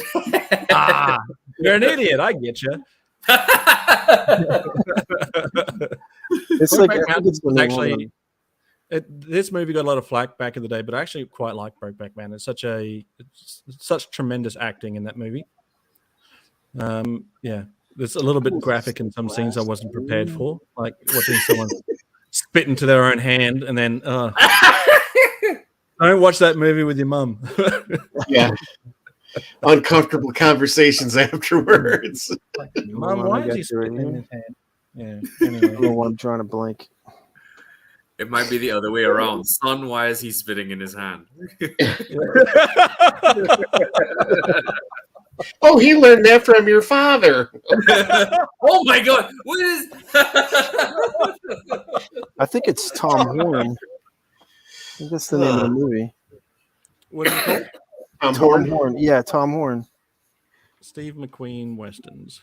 Yeah, he's an ex-army scout hired as a rancher to kill cattle rustlers, but gets into trouble with the corrupt local officials. Yeah. Nevada Smith was all right. Long Ride from Hell. What is that one? I haven't heard of that one. Do you all know any good westerns with a strong female lead? What was that one where the girls brought him out in the 90s with And the sexy ladies. Huh? It was like Young Guns with Girls. I remember that. Yeah. Lauren Bracco was in that. So what was that one? What was that western with Leonardo DiCaprio in it? And the Quick and the Dead, I think. Quick and the Dead. That's got a good, strong female co-lead. With that, I was just what's his name?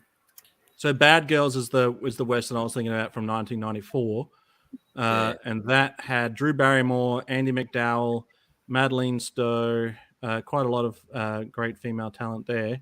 And the Quick and the Dead, I think it was Sharon Stone. Yeah. Russell was in The Quick and the Dead. No, he wasn't. Yeah. Look at how young he is. He looks like he's 5. Kurt Russell? Not Kurt Russell. Russell Crowe. Russell. That's Crowe what I meant. That's what I Russell meant. Crowe. God damn. There's Also, so many Russells. Gene Hackman was in that. So a good western, 310 to Yuma, which the remake had both from the latest Thor movie, Russell Crowe, and Batman's Christian Bale. Thor, I don't know. What are they doing with Thor? I don't know. I enjoy them. High Noon. Yes, there's so many good westerns. The Unforgiven. It's called Even Cowgirls Get the Blues, but don't watch it with your kids. Okay. What about Coyote Ugly? Is that a western?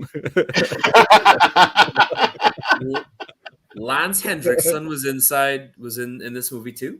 Yeah, was inside Sharon Stone. Like a card shark shooter. Cool. I need to watch this because I'm seeing a lot of actors I like. I learned this looks amazing. My wife is not going to want to watch any of these. It'll just be me. I always just sit down and watch westerns by myself. Nobody wants to watch them with me. So it's fine. I get the room to myself when I want to watch a western. That's why I practice the moonwalk when she's talking to me. I could still look at her while kind of slowly fading away to watch westerns. Just. J Retro, hello. We're talking westerns now. I forget what our original topic was. It was you're talking about Mattel. Yeah.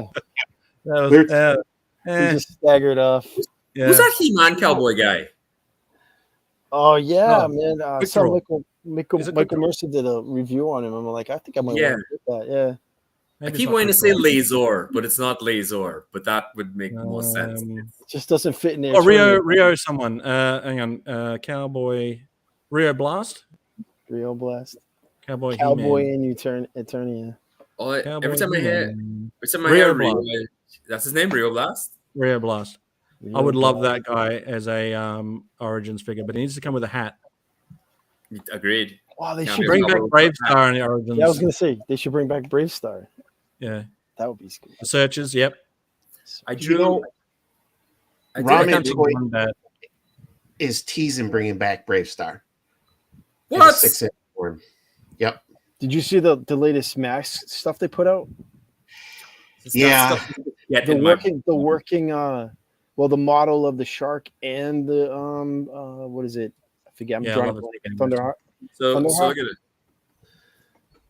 So I did this for Michael Mercy. I didn't put it up on Patreon, but I did this for everybody else. But Yeah, let me bring you up full screen. Oh yeah, Brave Star. Nice. Did you see his thing with the animation cells? I did. Oh, I love that stuff, man. I live for that kind of stuff, man. We don't Awesome. I think we really don't appreciate how good some of that old artwork Really was. good art. It was. Those guys were champs, man, and they Filmation. frame. And it goes back. They did a Flash Gordon series before He-Man It's true. in the same style. It is amazing. Yeah, chicken fried collectible toys, bringing out the Western toys. I would love it if, because I'm kind of getting away from that scale. So while they look awesome, they don't fit with my collectability anymore. So if they brought out a Western O-ring style, I'd be all over that. I've got a few different variations of Wild Bill at the moment, which I'm trying to figure out which version I'm going to use for the Slaughterhouse Wrestling Championship, because I also picked up a G.I. Joe scale Western style train. So I'm going to open up that episode with the train. It's electric, so I'm going to have it like coming towards the camera. If it hits the camera, it hits the camera. But it's going to start off like a classic Western. That episode. So you know Dime Novel Legends, the toys Yeah. with the little Western figures and stuff like that. Are they different to these guys? They're 4-inch scale. Yeah, they're the modern style. Yeah, the modern style, but they're It's different. the chicken fried toys. Who does Chicken Fried Toys? Like, what line do they do? They That's do that Dine That's the same Store guys. business. Yeah. All Yep. right. So I'm thinking, who does the Eagle Force? Is that Zinka Toys or Fresh No. Monkey. Fresh Monkey? I think Yep. they're knocking out of the park with their figures. They got some really good stuff. We're spoiled for choice now as far as outside of the major toy companies. We're spoiled for choice. Very. They're really bringing out some great stuff. Like Retro Blasting say, the fans are doing the best work, and I think these smaller companies are doing some of the best work. Really super happy with the amount of choice that we do have outside of the headache that is the current big market guys. So yeah, smashing it out of the park. The smaller companies have more freedom as far as doing figures and designs Sure, because they don't have that upper management limiting them to what they can do. yeah. So Whatever they want to do, they just got to design it and throw it out there. Maybe that's what Call Sign Longbow can do for their next waves. Azels, give us some cowboys in that O-ring. Yes, give me some cowboys. Yeah. I'm not. Yeah, just Some cowboys and some classic space West- dudes. both. Yeah, both. I'm not fussy. Give me both. Space in Lego. Space and Western were my favorite. Yep. Too. I love the space Legos. Are my favorite. Yeah. That was a All right, guys, castle. we're almost at the 3-hour mark. I think we should wrap it up soon. Oh, time flies. We're having fun. Thanks That's to right. that bot, I have something to do after this. Well, I've got some links up here if you want me to share that you can probably check them out. There we go. Oh no! It is the best. So it says so itself. Did And I I'm a get rid sucker of them? for anything. I'm a sucker for anything with XYZ in it. So They know how to get to me. Saber Riders. I'm not sure. Someone mentioned before Ring Raiders. Love Ring Raiders. Oh yeah. I'm not sure what Saber Riders are. Saber Riders. Those Saber were. Riders was a Japanese cartoon. Yeah. They were like Power Rangers on horseback. Power Rangers on horseback. Yes. Filmation Flash was part of Brendan's childhood. Yep. Gotta love Flash. I do remember watching Flash, but I mostly remember Flash Gordon and the Phantom and all of that from Defenders of the Earth. Defenders. That was it. Yeah, Andre. I think I still know that song by heart. Well, go on then. Out of the sky, his rockets ignite. Jets into battle like faster than light. Flash Gordon, Lord of the Jungle, is here, the hero who stalks. The beasts call him brother, the ghost who walks. Phantom, master of magic spells and illusions. Enemies crumble in fear and confusion. Mandrake. I can't remember the rest. Oh no, wait. His strength is a legend, his skill conquers all. With all of this power, we never will fall. Lothar, with 4 new young heroes, proving their worth.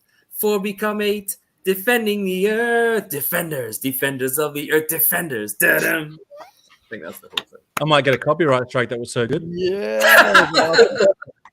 Well done. Thank you, Han. My God. Well, I guess we'll end it on a high then. Thanks everyone for being in on this members stream. Gazz, where can we find you, buddy? Instagram. I have my Instagram is Gazz_N7. Nice. Dreadnought Ryan, where can we find you, champ? Dreadnought Ryan at Instagram, and then Island of Misfit Toy Collectors, the Island of Misfit Toy Collectors on YouTube. And Hans Chow, where can we find you, friend? You find me on Instagram, Hans_Chow. That's it. Perfect. Excellent. Well, thanks everybody for being on here. This was a great way to spend 3 hours of my day. I could keep going, but I'm probably going to get daggers thrown at me if I don't end up finishing soon, so my son can use a TV to play. But he's been kicking my ass on Nintendo lately. We got Super Smash Brothers, and I never realized how bad I was at video games. So he's gonna want to have another crack at that. Alrighty, and a big kiss and a thumbs up from Gazz. All right, guys, we're dismissed. 2 hands. Bye.